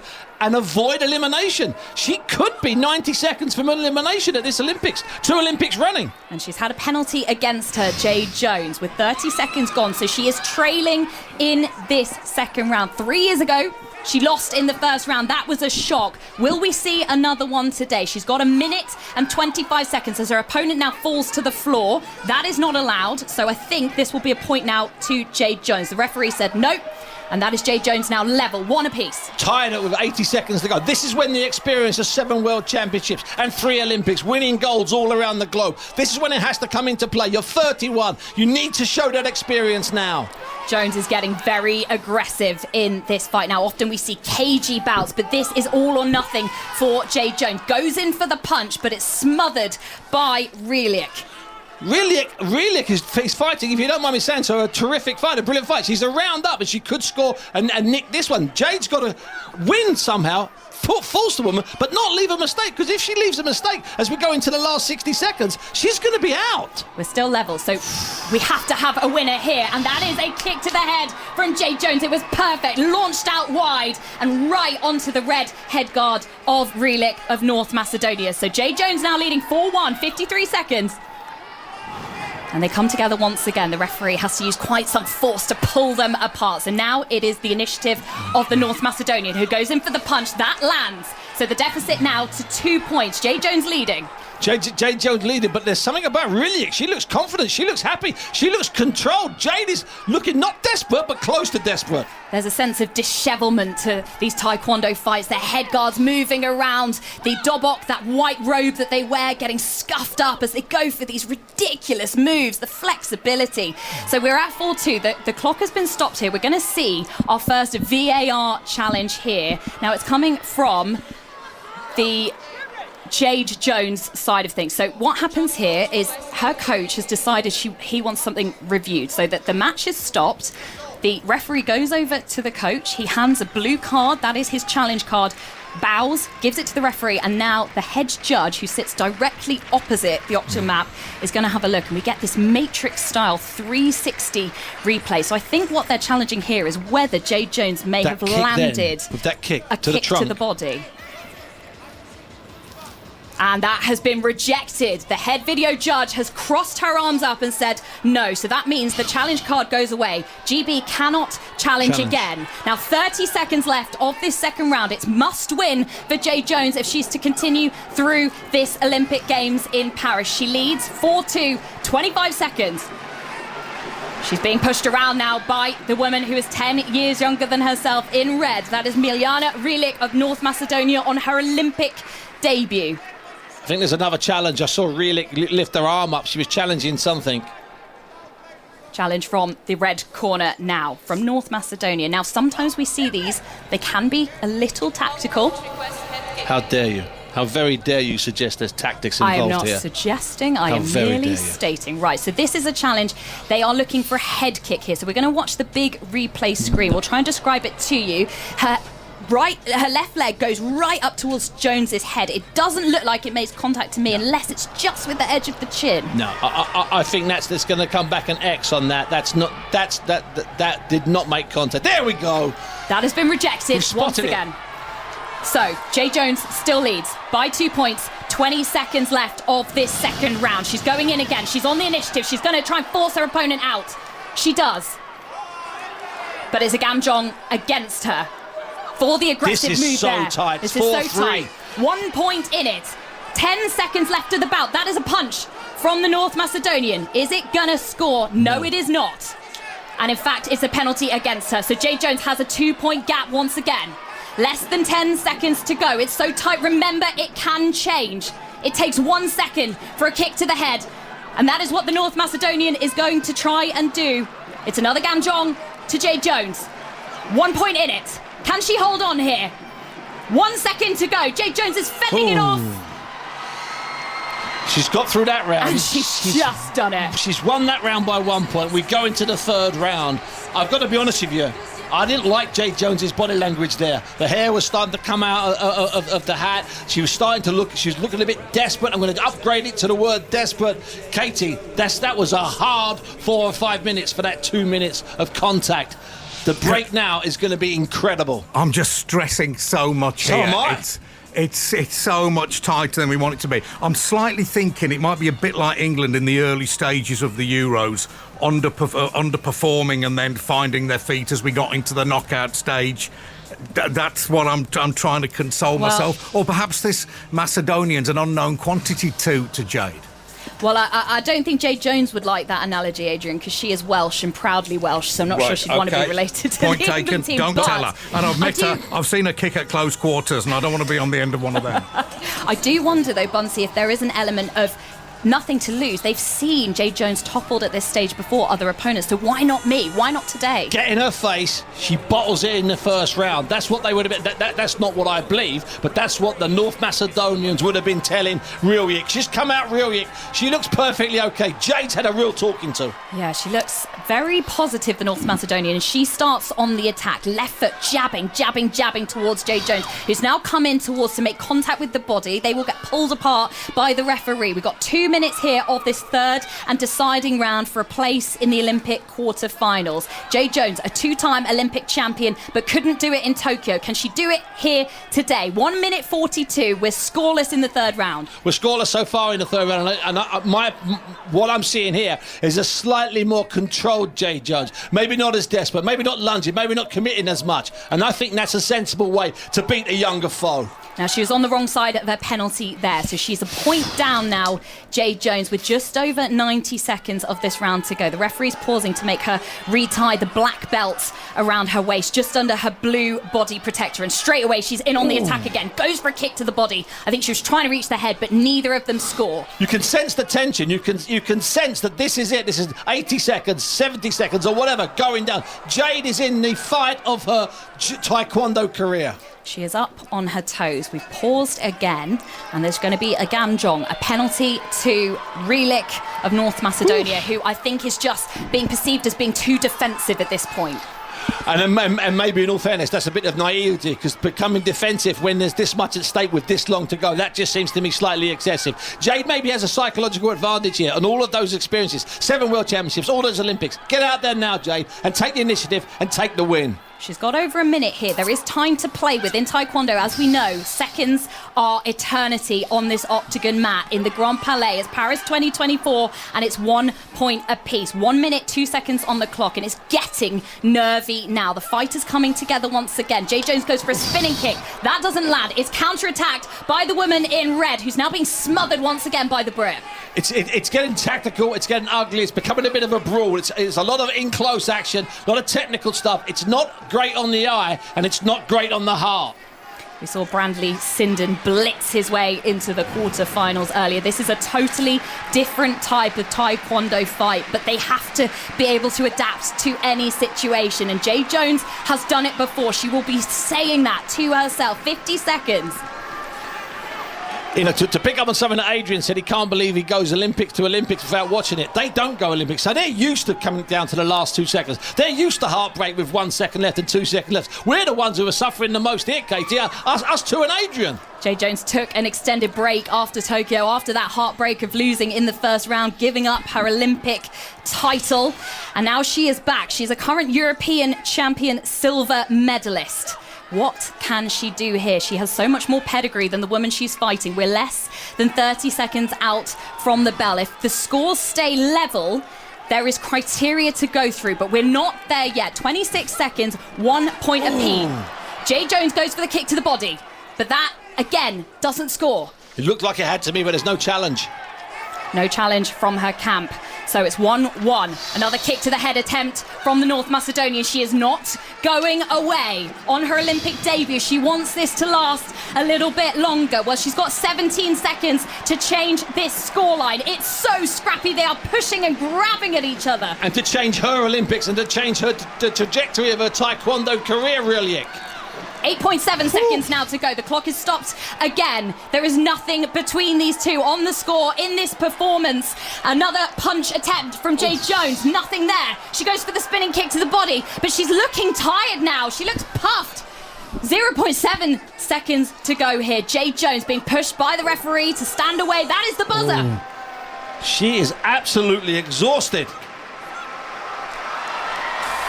And that is the buzzer. So it ends 1 apiece. And the victory has gone to Riljic. Yes. That has gone to the woman in red, Jade Jones, for a second Olympics. She is down, head bowed, now on the mat, on her haunches. She drops to her knees. She is out of the Olympics in the first round for the second time in a row. She doesn't know what to do. Her body has collapsed. In that last 30 seconds, you spotted it, Katie. It was like everything drained out of her. That last 30 seconds, which lasted a minute, she was just getting more and more tired, more and more tired. She's collapsed on the floor there in disbelief, but also, I would argue, in exhaustion. I was in disbelief when the arm went up of the referee towards Rielich in red, and Jade Jones herself, I think, had that just one glimpse of hope there, thinking, could it be me? Was it me? Not today. Ultimately, Rielich showed more. She was more aggressive in that fight. She took it out in that first round. And I thought in the first round, Jade, even though she lost that first round, I thought she was comfortable. I know that sounds like a contradiction in terms, but I was working on it being slightly longer. But she was against it in the second, where she had to be aggressive. And that's where she used up the energy. Just to let people know, they may be 2-minute rounds, but they don't last 2 minutes. They're double that time. And you're moving around that whole time. Well, that is Adrian. It's like a deflated balloon in the Grand Palais. All the Union flags that were bobbing up just slowly drifted down towards the base of the seats. They were put away. They were furled up for another time, but that could be the last time we see Jade Jones at the Olympics. She will not make history today. She will not become a 3-time Olympic champion. There may be a chance for her to compete now for a bronze medal, but she is dependent on her opponent, on Miljana Rielich, 21 years old, on her Olympic debut. If she reaches the final, then Jade Jones will fight again today. But otherwise, that is Olympics over. So was it all square in the decider then? Did it? It was all square in the decider, and it's and there's a varying range of reasons why somebody in a tied match gets the points. And there's a breakdown, Katie, if I'm not mistaken. It goes from certain kicks down to judges' preference. Exactly. So we have the highest scoring kick. So, for example, Adrian, if you were to master a turning kick to the head and it's scored, that's a 5-point kick, and your opponent had only produced a punch to the body, which is 1 point, then you would win. The issue here, and what is a little bit more subjective about this one, is that they were both awarded their single point for a gamjong, which is a penalty. So it means a foul, basically. Yeah. It means technically neither of them scored. So I think we'll have to double check this. But what it is officially recorded at is for Miljana, it's Miljana Rielich, a win round by superiority. So the judges get a say on who they feel has offered more in that fight. But Jade knew it. There was a look of defeat on her face in the last 30 or 40 seconds, which of course lasts longer than that, and especially in the last 16 or so seconds. Katie caught a glimpse of her in that. I think it was a point at 16 seconds, and Katie said she looks exhausted, and she did.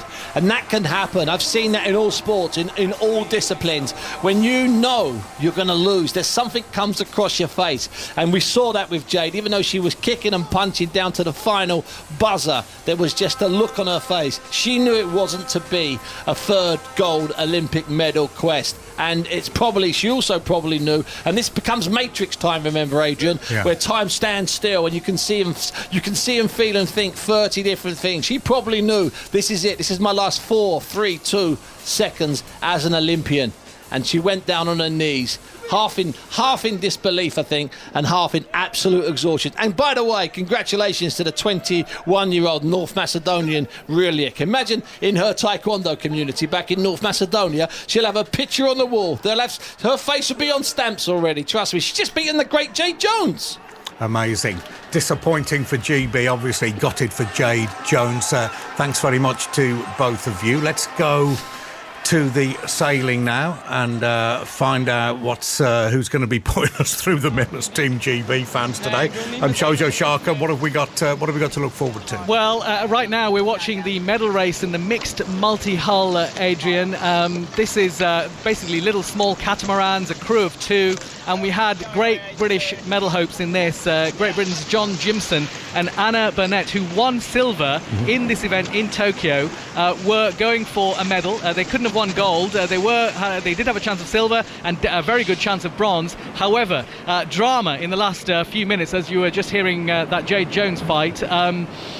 They have been disqualified. They have been disqualified for a false start. I did hear the race committee and somebody from the officials there shout GBR right at the start. Couldn't quite figure out how it was. They continued 3 or 4 minutes into the race. They had a really good they were going really well. However, I think the race committee caught up with them and told them that they are disqualified. So I saw Anna Burnett stand up in tears, and her teammate John Jimson stand up and give her a hug, and they are out of the race. They will finish 4th in this competition. That's the worst they could have gone in going into this medal race. But it is real disappointment. They will be gutted because they would have fancied themselves to get another silver medal as they had done in Tokyo. But there you go. It's the sailing regatta has not really gone Great Britain's way so far. We've had so many problems with the wind, of course, which we've talked about extensively. But John Jimson and Anna Burnett will finish 4th and out of the medals. Dear, oh dear, shows a shock at the sailing. Thanks for that. Look, on Team GB, we could do with a bit of a lift. Kath, Alison, can you help us at the athletics? Over to us. Yes, we can, Adrian. Katarina Johnson-Thompson has gone over a season's best in the second element of the heptathlon this morning at 1 metre and 89, and it was a good clearance as well, and all of a sudden she's putting herself up into an early doors, admittedly, but a medal position. Nafi Tiam went over at 1 metre 89 as well, the two-time Olympic champion, as did Anna Hall of the USA. The next height that they're going to attempt, Alison, is 1 metre and 92, and Nafi Tiam, who is at best a 2 metre and 2 high jumper, is up first. And I've just seen her moving her runway on the purple track. Yeah, she's just about to go now, and the cream is definitely rising to the top. That's only Tiam's 4th jump of this competition. She's just got a clean board. She looks so good. Both her and KJT, this is one of their strongest events, and Tiam knows this is where she can make the difference between her and the rest of the field. And as I said, the cream is rising to the top. We've got Anna Hall of America, but next, approaching the bar, will be Katarina Johnson-Thompson, currently in bronze medal position with that clearance of 189. She does a roll of the neck, hands on the hips. She cannot start her high jump run up any further back. The camera zooming in on the two long black plaits and freckled face of Katarina Johnson-Thompson. Here she goes. First attempt at 1 metre and 92. It's a failure, but she did fail at 1 metre and 89 on the first attempt. Adrian come back and then have a really good clearance, so she'll come back for a second attempt at 1 metre and 92. Yeah, her height, her sort of a highest point actually was just before the bar, so she took it off with her shoulders. She'll go back across to her coach Aston Moore, just analyse that, but she really needs this height, Kath, if she's going to put the damage on the rest of the field. The likes of Noorwit, the second best Belgian behind Nafi Tiam, she went out at the lower height of 183, and Kat really needs to put some sort of gap between her and Noorwit. She wants to clear about 2 or 3 extra height, which will make it very difficult for Noorwit to pull back on her stronger events. Anna Hall from the USA is orchestrating the crowd here, kind of Gianmarco Tamberi high jump style. It's the first attempt for the American at 1 metre and 92. She's done a couple of seasons best. As I mentioned, she's won medals previously at the World Championship. She's one of the best of all time. Here she goes. Nope. And that wasn't a good a failure, if that makes sense, as Katarina Johnson-Thompson's first attempt at 1 metre and 92. A reminder, they'll have a little bit of a break after this second discipline here on the first day of the heptathlon, Adrian. They'll go away, have some lunch, rest off, maybe get a massage, talk to their coaches and come back later. The shot put element is at 6:35 UK time tonight, and then the final event of day one is the 200 metres at 8 o'clock UK time before they come back for the long jump, javelin and 800 metres tomorrow. And as Alison says, as Katarina Johnson-Thompson looks at the bar and walks back into her starting spot, she needs a few more heights here. She is fast over 200 metres, by the way, in terms of her and Nafi Tiam, the former Olympic champion. She is quicker on paper, Kat is, but that's to come at the end of the day. But the crowd are getting behind the two-time world champion. It looks like she's just slightly changed her run-up, Kat. She went down and moved her marker, her sticky marker on the track. Here she goes again for a second attempt. Second attempt at 192. 7 or 8 strides in, the lean of the shoulder. Oh gosh, that was really close. Better than the first one, but a clip of the heels. Yeah, she puts her hands to her face. The high point, which of course is the hips and the bottom, which is the main part that has to get over the bar, was nice and clear at that height, Alison. It was just the heels, but she clipped off 189 with the heels and then came back. So she's got one more chance if she chooses at this height to get the points that are available at a height of 192. And if you're interested, Adrian, it's 1,132 points. If you're listening in, you can keep a tally with your pen and your piece of pen and paper. Yeah, thankfully we've got a CIS, a computer information system, that's doing all of the maths for us. I was never good at maths. But yeah, no, Kat really knows that attempt was so close. She's gone straight over to Aston Moore. They have just the best hand signals, don't they, back to their coaches.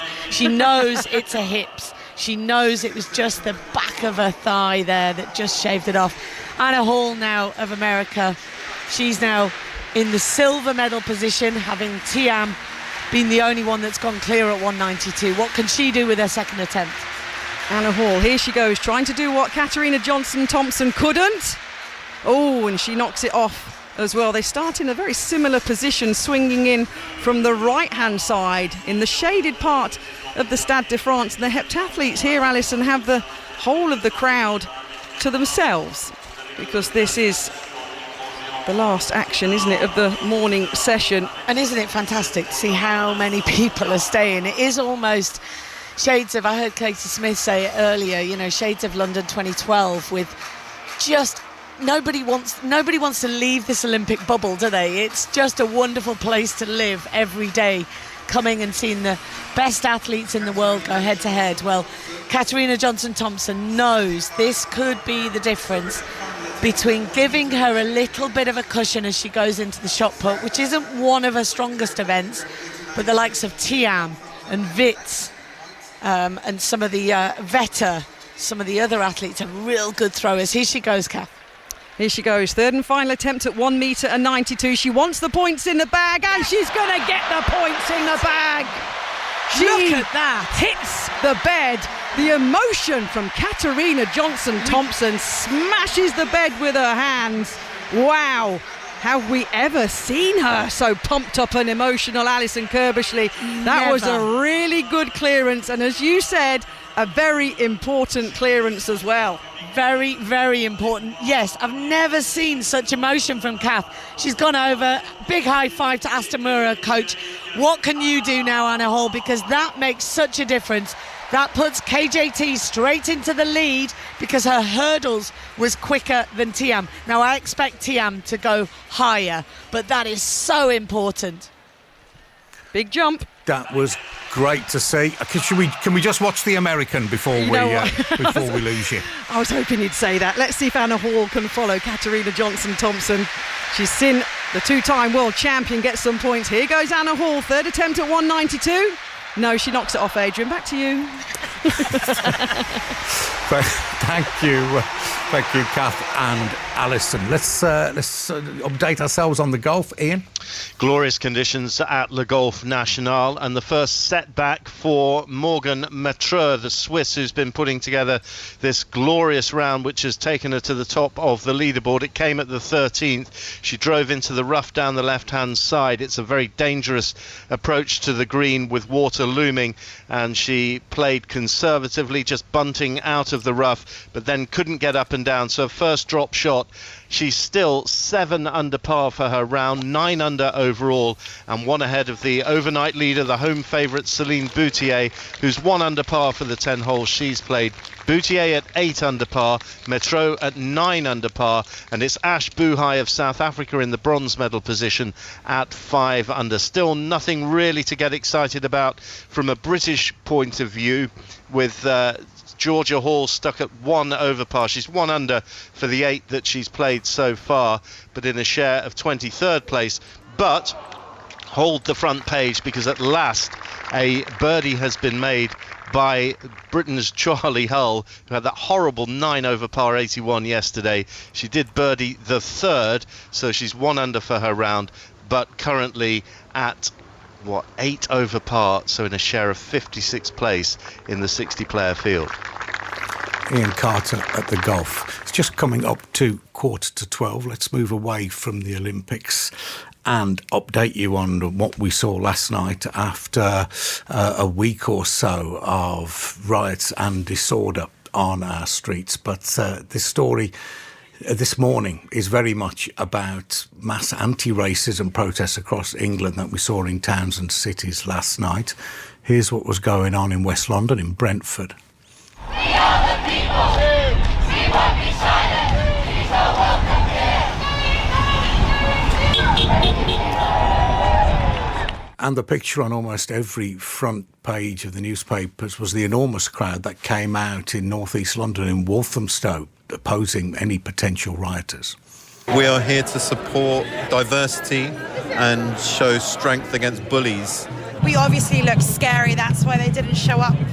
I'm here because I'm an immigrant. I live in this area, and as far as I'm concerned, this is my community, and I'm showing solidarity for my people. Everyone is welcome here. We did something together. Everybody came together as one, because we are just one big family. To be fair, that's what I expected. To be honest with you, I didn't expect them to turn up here anyway, regardless. I didn't think it was going to happen, just because of the community in Walthamstow. There's too many people here for them to come here and try to terrorise it the way they have all over the UK.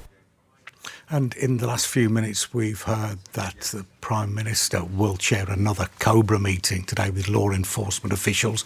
That'll be this afternoon to, quote, reflect on last night and plan for the coming days. Here's what Sakir had to say. Last night, I think the fact we didn't see the disorder that was feared is because we had police deployed in numbers in the right places, giving reassurance to communities. We were able to demonstrate the criminal justice system working speedily. So yesterday you saw the sentencing of individuals who've been involved in disorder days ago, some of them getting sentences as long as 3 years. That sent a very powerful message.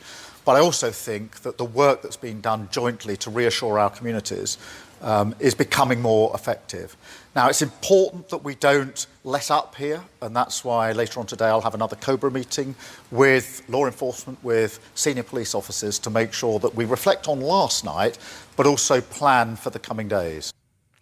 Our correspondent Jessica Lane is in Sheffield, one of the places where we saw an anti-racism march yesterday. The sentencing's happening across the country and in Liverpool right now. What can you tell us?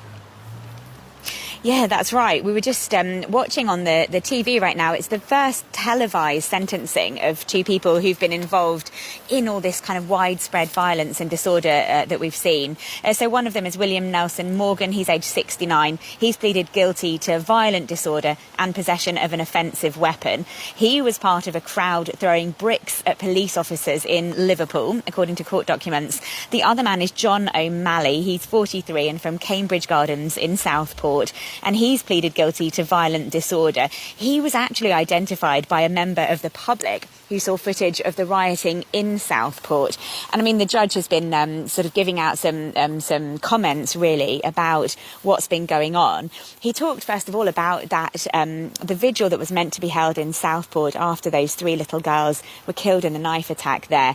And he said, you know, police thought that they would be joining a community in mourning, but instead they faced a large lawless mob of around 1,000 people. And he said that those people were targeting the mosque there in Southport, and that they are criminals and don't represent a majority of the public.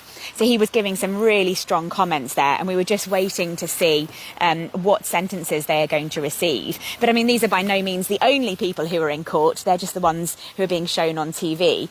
Just today we've heard there are going to be 5 people appearing in court in Manchester, another 5 in Teesside as well. So this really strong message coming from the courts, from the legal system, that people are being caught every day. They're being found and they are being taken into court and being sentenced and sent to prison.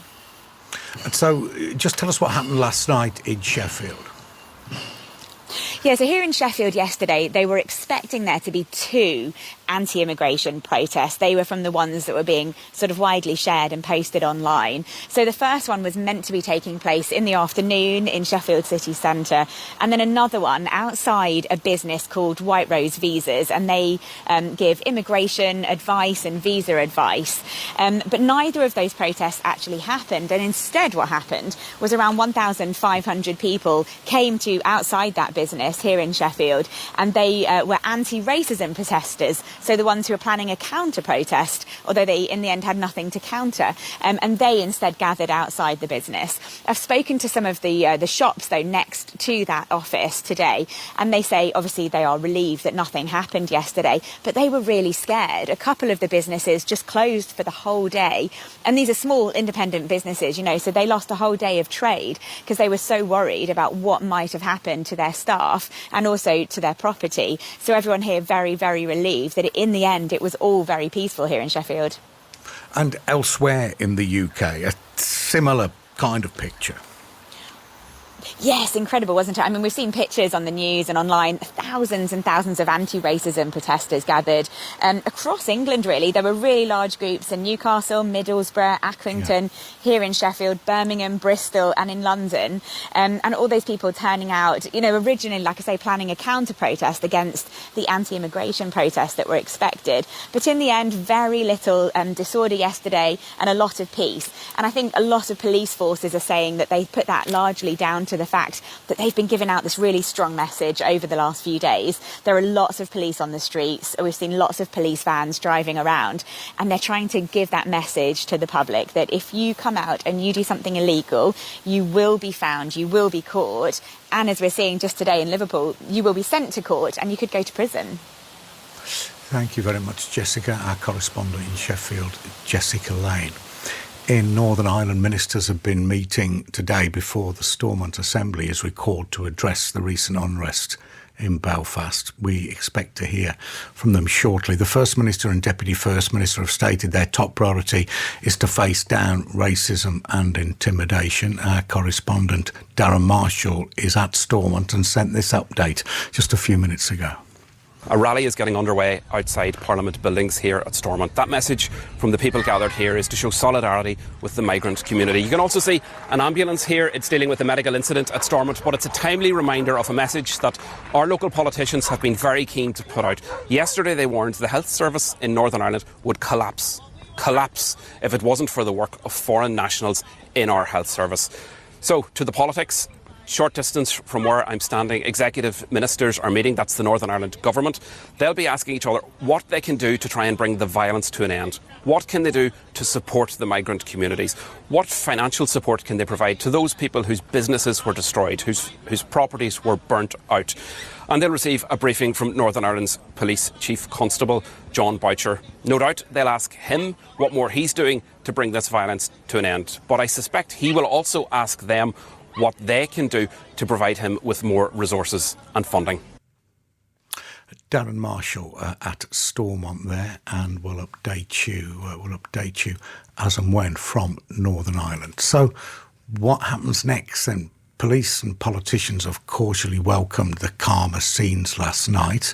Preparations are in place for more potential disorder this weekend. Dr. Paul Morland is a demographer and author. Dr. Morland, thanks for joining us. As a demographer, as I understand it, you're a study of population. So what is the prism through which you see this? What are you looking for here? Well, what's happened in the UK over the last 30-odd years is very rapid demographic change from an ethnic point of view. As well as ageing as a society, we have become much more ethnically diverse. And throughout history, it's almost unprecedented that would happen without some kind of response, some kind of backlash. Now, what we've seen on the streets in Britain in the last few days and weeks has been perhaps the extreme, the unacceptable face of that backlash. And it's been very harshly tamped down by the government, and correctly.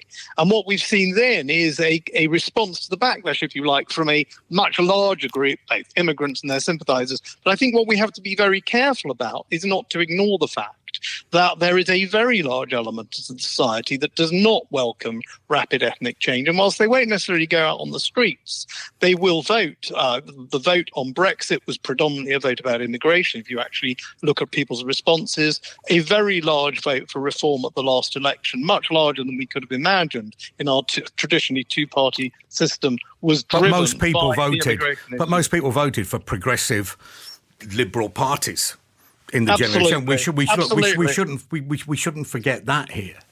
that we shouldn't. But at the same time, if you actually survey people and ask them their thoughts on immigration, a very large number, probably a majority, do not want further mass immigration. And I think the government has to take account of those sentiments as well, which is not bowing to the crazy, violent protesters, but is taking account of the expressed opinion of the bulk of the British population. I think just to ignore those sentiments and to continue rapid demographic, ethnic change will eventually add fuel to the fire. So, I mean, you're portraying this as somehow inevitable, but that's not necessarily the case, is it? I mean, there's other ways of protesting, and there are far-right elements who are incredibly skilled at getting misinformation out there and, you know, encouraging, I mean, some ideologues out onto the streets, but also just recreational rioters, if you like. Well, I think that's true on all sides. I mean, we've seen misinformation about acid attacks on minority communities, which are completely unbased. I think we need to be very careful that the word misinformation means misinformation and not misinformation from one side or the other. In terms of inevitability... Well, hang on. I think the balance... Yeah. Well, I think I've got to say, I think the balance... You know, I admire you being even-handed saying there's misinformation on both sides, but I think we can see where the balance of right and wrong has been over the last 10 days in spreading misinformation and getting people out on the streets. Well, I think when people are out on the streets attacking the police, there's no question about where the balance of right and wrong are. But I think we also have to bear in mind that the last time people attacked the police in the 2020 riots around Black Lives Matter, Keir Starmer's response was not to clamp down on it. Of course, he wasn't Prime Minister at the time, but was to take the knee in sympathy of those people. So I think we have to be very, very careful not to be open to accusations of two-tier policing or two-tier responses. And if we do that, I think there is a chance that we can have social cohesion despite the very rapid ethnic change. But I think if the government and the authorities are seen to respond differently, then we are stoking up the problem. OK, so you've got a message for the government, which some might share, but I mean, what's your message to the Tommy Robinsons of this world?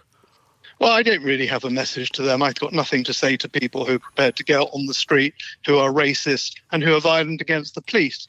But equally, I would feel the same about those who go out and pull down statues and drive through Jewish areas shouting anti-Semitic chants. Such people, by the way, have had all criminal cases dropped. So I think we've got to be even-handed among our communities. And when we say the word communities, we have to make sure we're talking about all the people of this country, and not just certain groups and not others. Thank you very much, Dr. Paul Morland.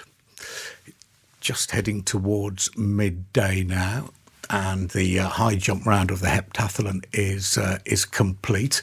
What can you tell us? I saw our woman go under the bar at one stage, which is generally a sign things aren't going well, but it finished okay, didn't it? It did. I like that, go under the bar.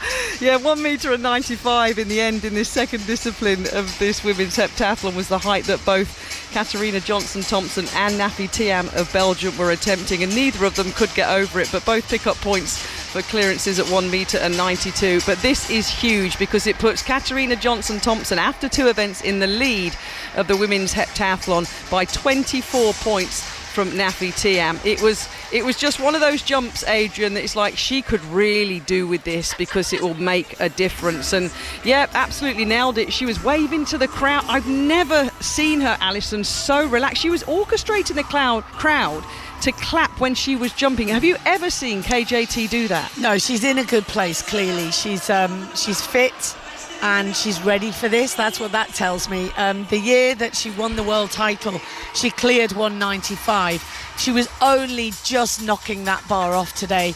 But that 1.92 clearance, the same as Nafi Thiam, the defending Olympic champion, will send her into the shot put, which is the weaker of her 7 events. And she knows that Thiam and Anna Hall have a much better shot put than she has. So I do expect that kind of to and fro. I expect as they head into the 200 metres that she won't be holding that gold medal position, but she won't be far off it.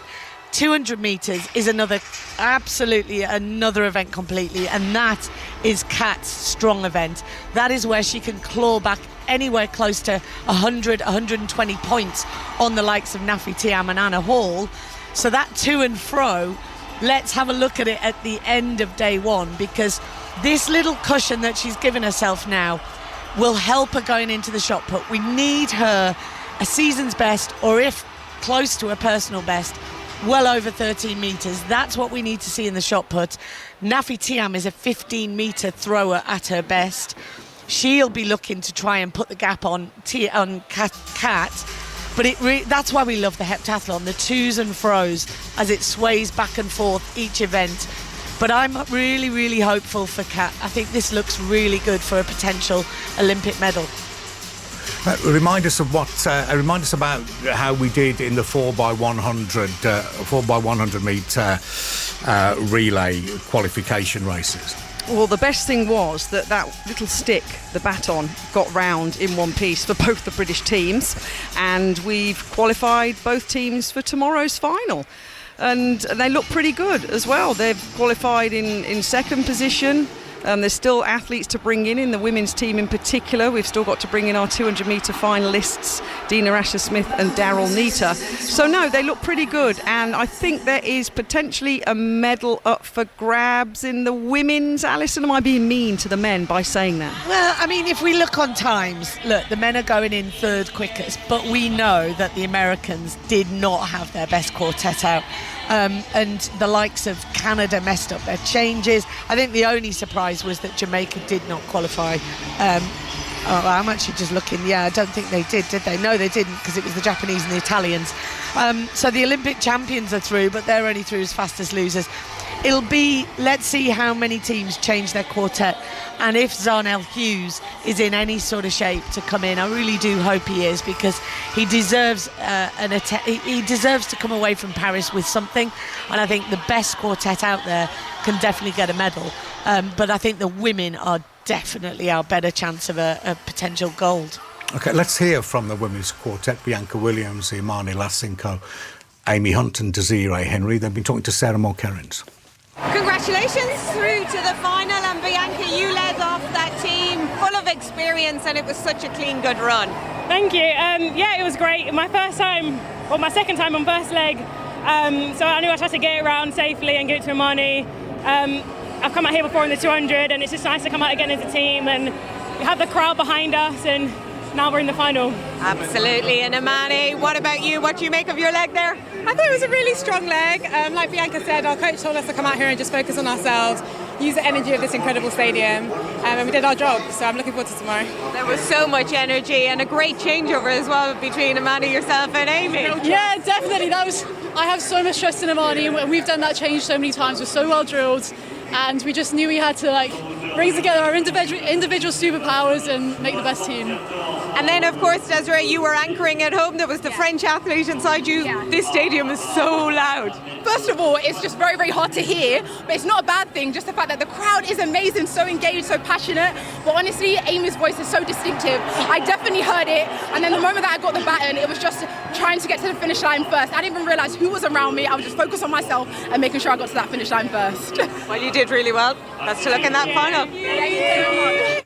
Congratulations to them, and that 4x100 metres relay final will be tomorrow evening. It's just gone midday. Let's get a news bulletin. The voice of the UK. This is BBC Radio 5 Live. The BBC News on 5 Live, I'm Bethan Holmes. 2 more men have been jailed for their part in violent protests in Southport last week. 43-year-old John O'Malley and 69-year-old William Nelson Morgan have both been jailed for 2 years and 8 months. Well, Sir Keir Starmer will chair another COBRA meeting with law enforcement officials this afternoon. Last night, there'd been fears of further unrest, but thousands of mostly peaceful anti-racism campaigners took to the streets in England. Mike Barton is the former Chief Constable of Durham Constabulary and says they showed just how much impact the public can have. The great British public showed themselves that policing isn't about the police. Good order in society isn't about imposing it with an iron fist and a jackboot. It's about the community saying, we want to live peacefully and we're going to do something about it. And I thought it was inspirational overnight.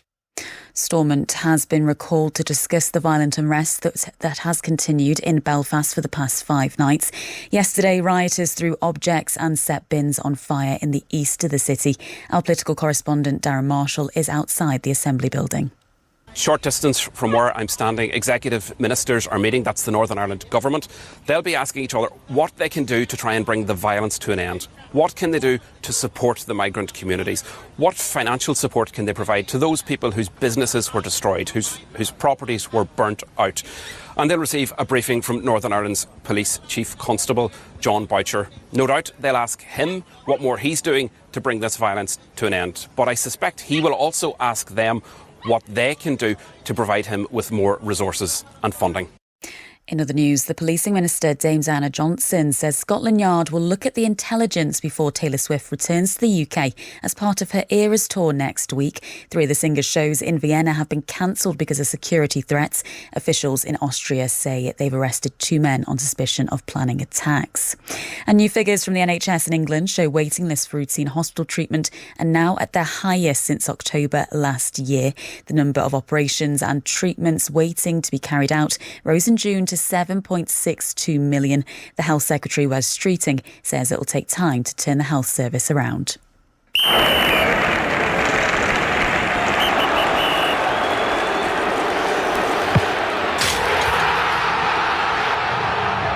Bring the Premier League to life with BBC Radio 5 Live.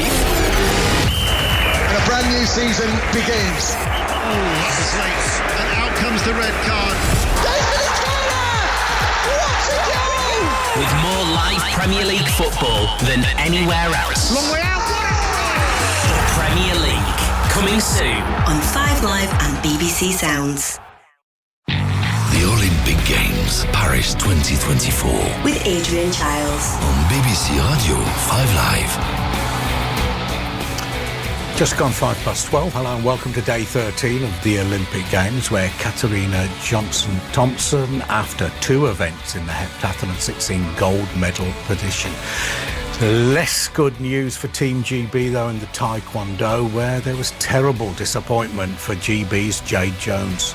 Jade Jones for a second Olympics. She is down, head bowed. Now on the mat, on her haunches, she drops to her knees. She is out of the Olympics in the first round. More disappointment, I'm afraid, in the sailing, where Team GB missed out on a medal after a false start. And excitement is building already, not for Team GB in the 200 metres, but for Noah Lyles as he goes for that Olympic sprint double tonight. Lyles is the Olympic champion. How did he do that? 9.79 seconds. They've given it to Noah Lyles from Kishane Thompson. We'll bring you every Team GB medal live here on 5 Live. You can also follow events on the BBC Sport website and app, or watch on BBC One and iPlayer. Paris 2024, the Olympic Games. With Adrian Chiles. On BBC Radio 5 Live. The live action continues. Let's turn our attention back to the golf. Second round of the women's competition. Ian Carter. The leader is wobbling. Morgan Metro of Switzerland, who's put together a remarkable round. She dropped a shot at the 13th, bounced back with a birdie at the 14th, but put her second shot into the water at the par 4 15th. So now playing her 4th shot in as we speak. It's just a little wedge. Let's see where that lands. And it's a lovely shot. She's put it up close to the flag. She should get away with a bogey 5. But that will drop her back to 9 under par. So just the slenderest of leads over the home favourite Celine Boutier, who's been quieter today. 1 under par for her 11 holes. So she's at 8 under par. Big move coming from the silver medalist in Rio, New Zealand's Lydia Ko. She's picked up 5 shots in 10 holes and at 5 under par is alongside Ashley Buhai in a share of 3rd place. Still nothing really happening for Georgia Hall. She's gone to the turn in 1 under par today. The Briton at 1 over is in a share of 22nd place. Thank you, Ian. Ian Carter at the Golf will keep you updated with everything you need to know from the Olympics. But away from there now, as we get towards 12:10, let's look at those 3 Taylor Swift concerts in Vienna that have been cancelled after 2 men were arrested on suspicion of planning an Islamist suicide attack. Police say 65,000 people were expected to attend each of the 3 concerts. 22,000 more fans outside the venue on every night. Authorities say one of the suspects swore allegiance to the so-called Islamic State back in July. Chris Phillips is a former head of the National Counter-Terrorism Security Office. Thanks for joining us. What do we know about the specifics of what led the Austrians to take this decision? Hi, Adrian. Yeah, well, it's another reminder, if we needed it, that terrorism and Islamic terrorism in particular is still an issue, and it's an issue right across Europe and right across the world. And I think Vienna, on this case, probably not as used to the terrorism issues that we are in France and the UK. Certainly on this occasion, it looks like there's 2 suspects at the moment, but we don't know whether others are involved. And I think the intelligence, it seems, came from overseas, which would tend to make me think it's either the Five Eyes, which is a UK-US led group, or somewhere else. And, we are very good at gaining intelligence and passing it on like this across Europe. And it does appear that they were looking to make bombs. I mean, precursor chemicals were talked about. And I think, what we saw in Manchester was probably the plan for Vienna. It does sort of rather make you wonder about, what's gone on behind the scenes for all this, amazingly successful and amazingly well-attended Taylor Swift tour. And I just hadn't really thought to worry about it before now. Now, I've had several family members attending many of the concerts, like a shudder went down many spines when we heard this news last night. Yeah, unfortunately, crowded places, and in particular music, religious sites and shopping centres tend to be the focus for terrorists. And once again, we see here that was apparently the target. It's interesting that they had 22,000 people outside a venue as well, which makes security a little bit more difficult than if you're enclosing them inside a stadium. We said one of the ones arrested had expressed his allegiance to Islam, what's known as Islamic State, last month.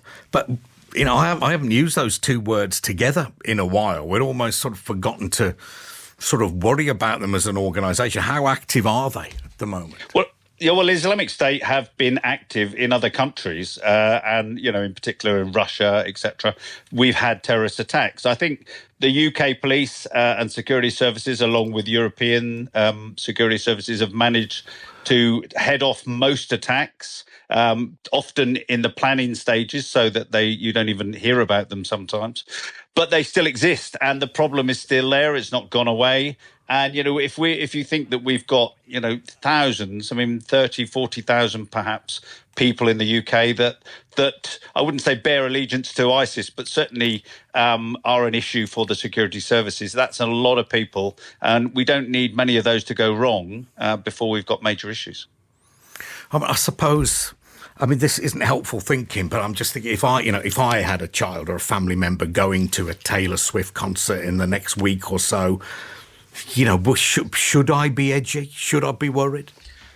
Well, no more today than you were yesterday. I think the key thing is that events, whether it's music events, whether it's religious sites or shopping centres or any other place that has crowded, provides crowds or brings crowds to one place, you need to be doing the work around protecting your people, your audience, from the risks of terrorism.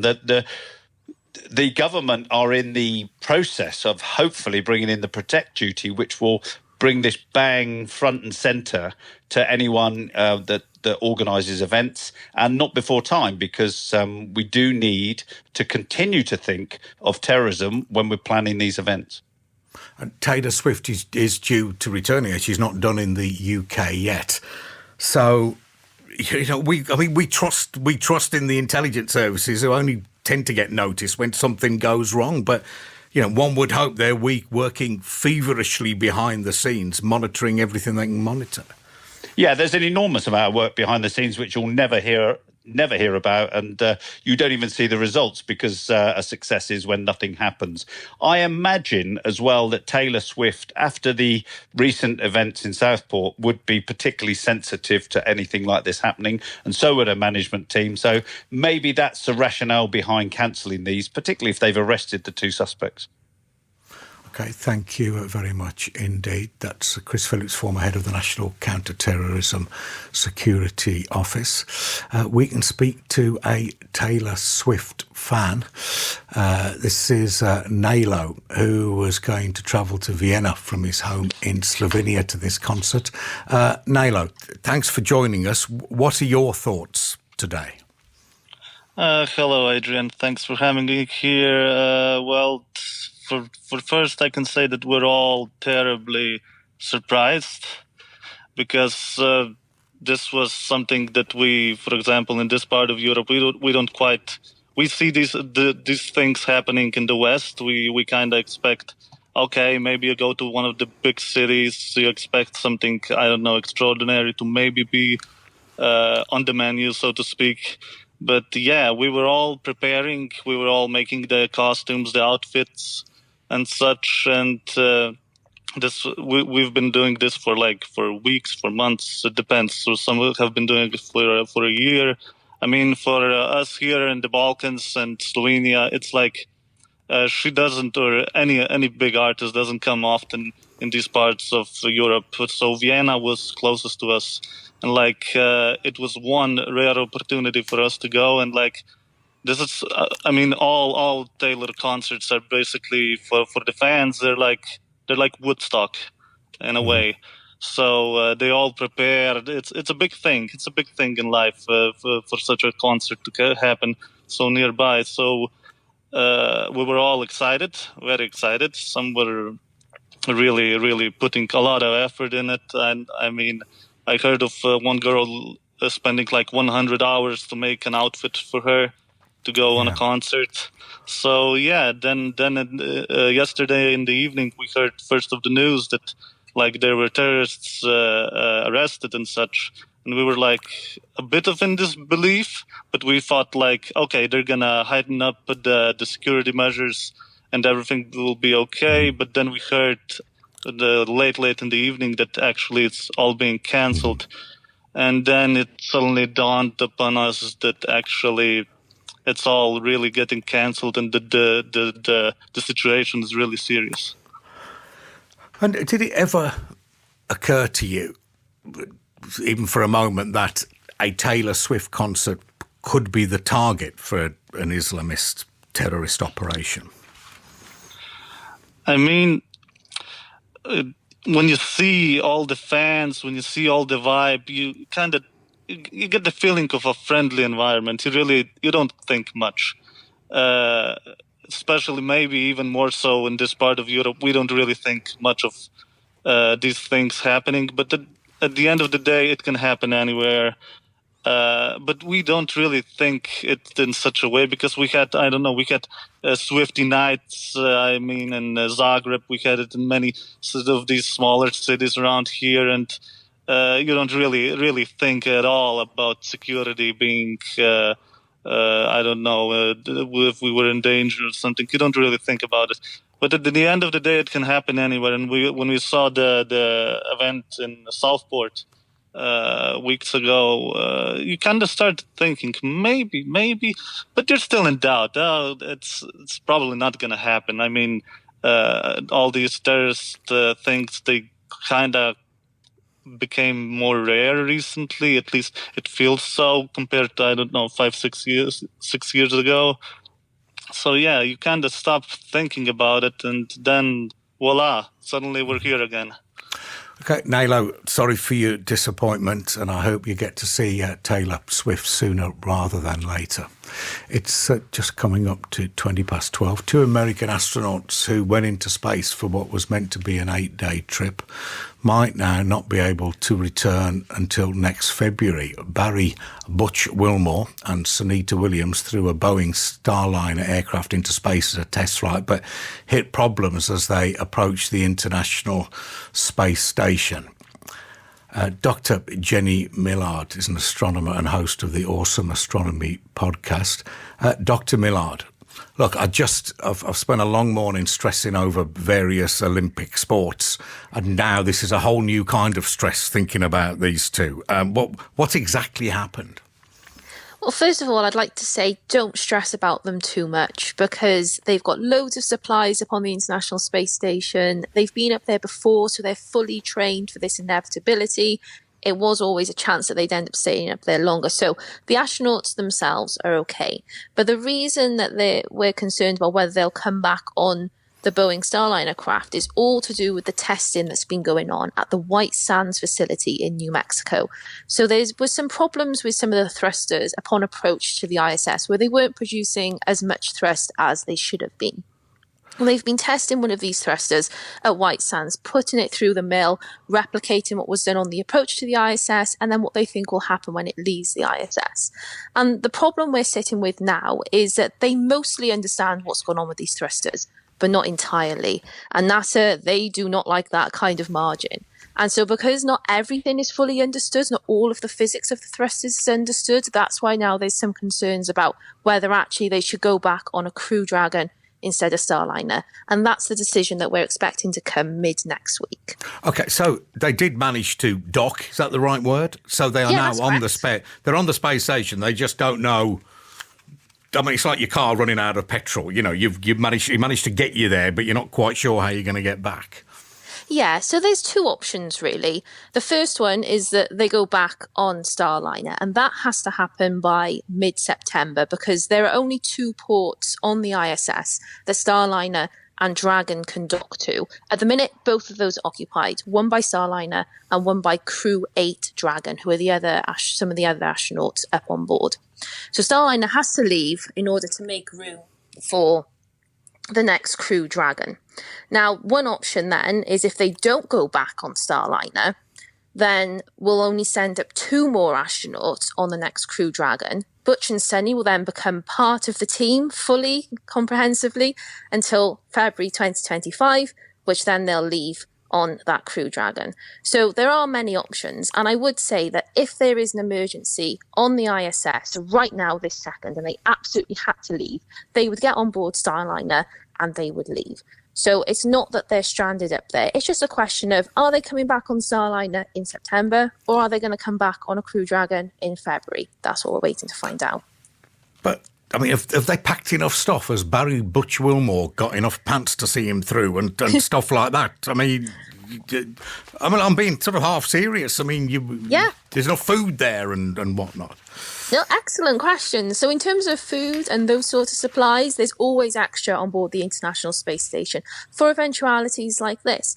Because sometimes things just happen in space. We've had a puncture on a capsule before that meant that an astronaut couldn't return on it. It was a Soyuz capsule, and so he had to stay up there longer than anticipated. So there's always backup food. But in terms of clothes and things like that, they are having to borrow some items, because on ascent to the International Space Station, they actually forego a lot of their personal effects, because they instead took up a replacement pump for the water recycling facility. And so they're like, we'll leave our stuff behind, make that wait up for the pump. Probably thinking, we're not going to be up here for more than a couple of weeks, because there was always a chance it was going to be a little bit longer. But yeah, having 6 months without all of their personal effects is probably a little bit daunting. But in terms of food, they're fine. They're just maybe without their favourite games and their favourite knickknacks. But they'll have work to do. They can keep themselves busy there. Oh, yeah, absolutely. So one of the joys of having essentially two extra astronauts on board at the minute is that maintenance that's kind of been put off on the ISS is now getting done. It's jobs that needed doing, but were not essential. So now they've got two extra pairs of hands. They can start working through those jobs. There's also science that's being done. Butch and Sunny, they've both been to the International Space Station before. They are fully trained in how to operate the space station. So they're really getting their hands in, and they're working on all sorts of things. So how many are on board at the moment? Because you sort of forget about it. You see them going across the night sky, or something like this happens and it hits the news for some reason. You think, oh, they've been up here, been up there all that time. So who's on board at the moment? Oh, that's a great question. I think there's about 8 astronauts on board at the minute, because there's some from the Russian side, some from the American side. It's 8 or 9. The exact number escapes me now. But yeah, the ISS is always constantly crewed. And I think you're right. I think because the ISS has been going for so long, we kind of forget how amazing it is that every 90 minutes, there's a bunch of astronauts who are just orbiting our planet. They're zooming overhead. And we look up at this, it looks like a fast moving star in the sky. And we forget that there's actual people up there, actual humans, hundreds of people have been up there over the decades. And yeah, it's really extraordinary. Thank you very much indeed, Dr. Jenny Millard, astronomer and host of the Awesome Astronomy podcast. Just coming up to 12, day 13 of the Olympics. It's been a big but not entirely successful morning for GB at the Olympics.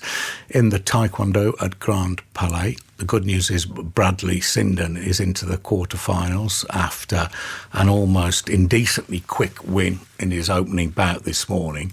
He's back in action just after 2:30 this afternoon. We'll have commentary for you on that. Now, we were sort of hoping, even daring to assume, that Jade Jones would then breeze through, but unfortunately, she's out, beaten in the first round, the great Jade Jones, for the second Olympics running. She lost 2-1 to North Macedonia's Miliana Relic.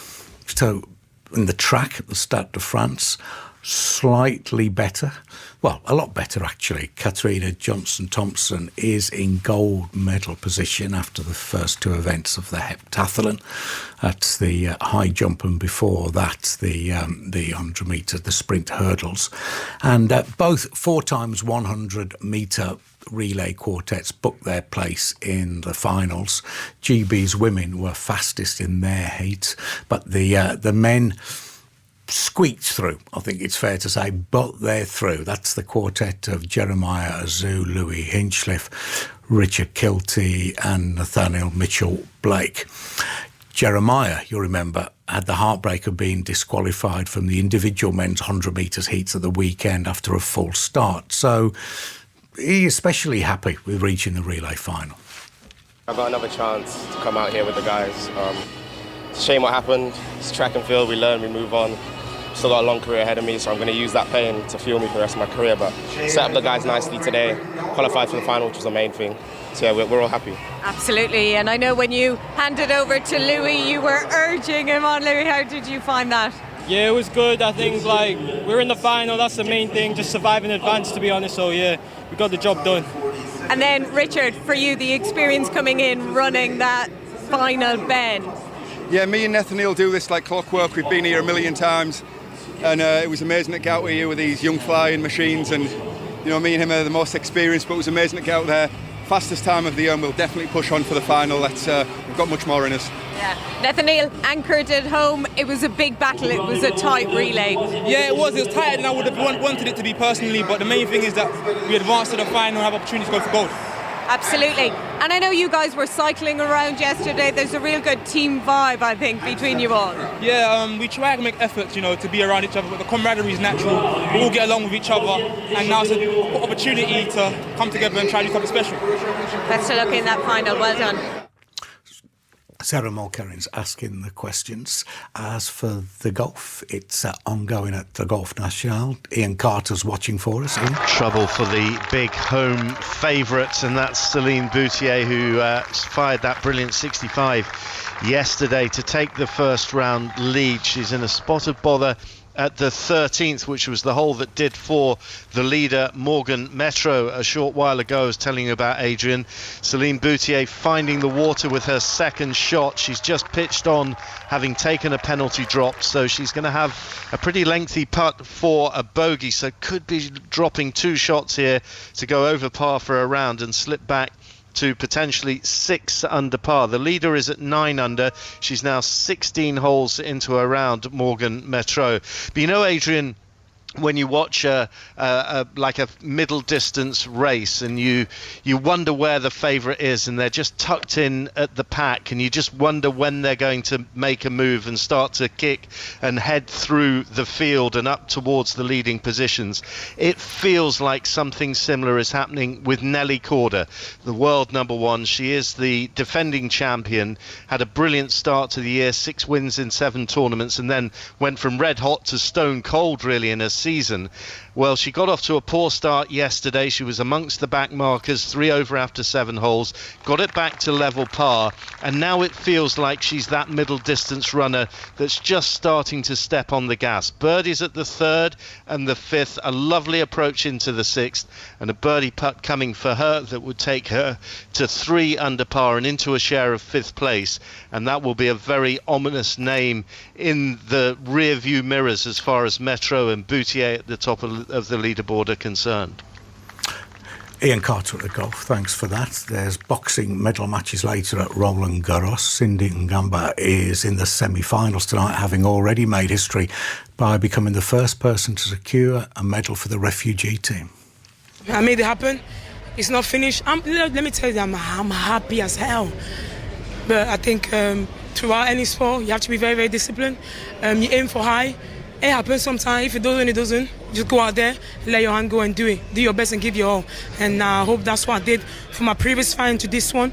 Like any other boxers can relate. Each fight, you keep on improving your skills. You get even more confident, more explosive and more energetic. And obviously, I knew the crowd was not on my side, which is fully understanding. I didn't care. They don't bother me. All I know is the ring is my second home, my first home after my family. Can I just say that? And God. And I just go into my house and just did my job. And crowd, they listen to my corner, listen to my team. I don't want no trouble, no problem. I just go and get what's mine, and I hope that's what I did. And the next one, I hope that's what, and I know the next one, that's what we'll do. What do you think it'll be like coming out for the semi-final? Coming out for the semi-final at a massive, glorious arena. What do you think that will feel like, Cindy? And for the world, man, it feel like the world, and it would just be like just any other. I think when I say this, people think, oh, it's not. Why are you saying this? It's not just any other competition, but it is a competition at the end of the day. Just like many other competitions that I've gone through, and I've gone to the quarters, semi-final and final. But to me, it's just another competition. But this time, a new opponent, new tactic, and hopefully, I'm guessing new crowd that will be cheering for me, even though I don't really listen to them. I just do my job and stay to my tactic.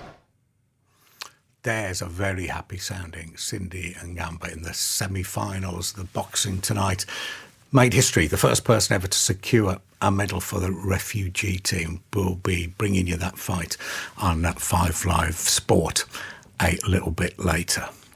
It's just gone 12:30. Let's get a news update.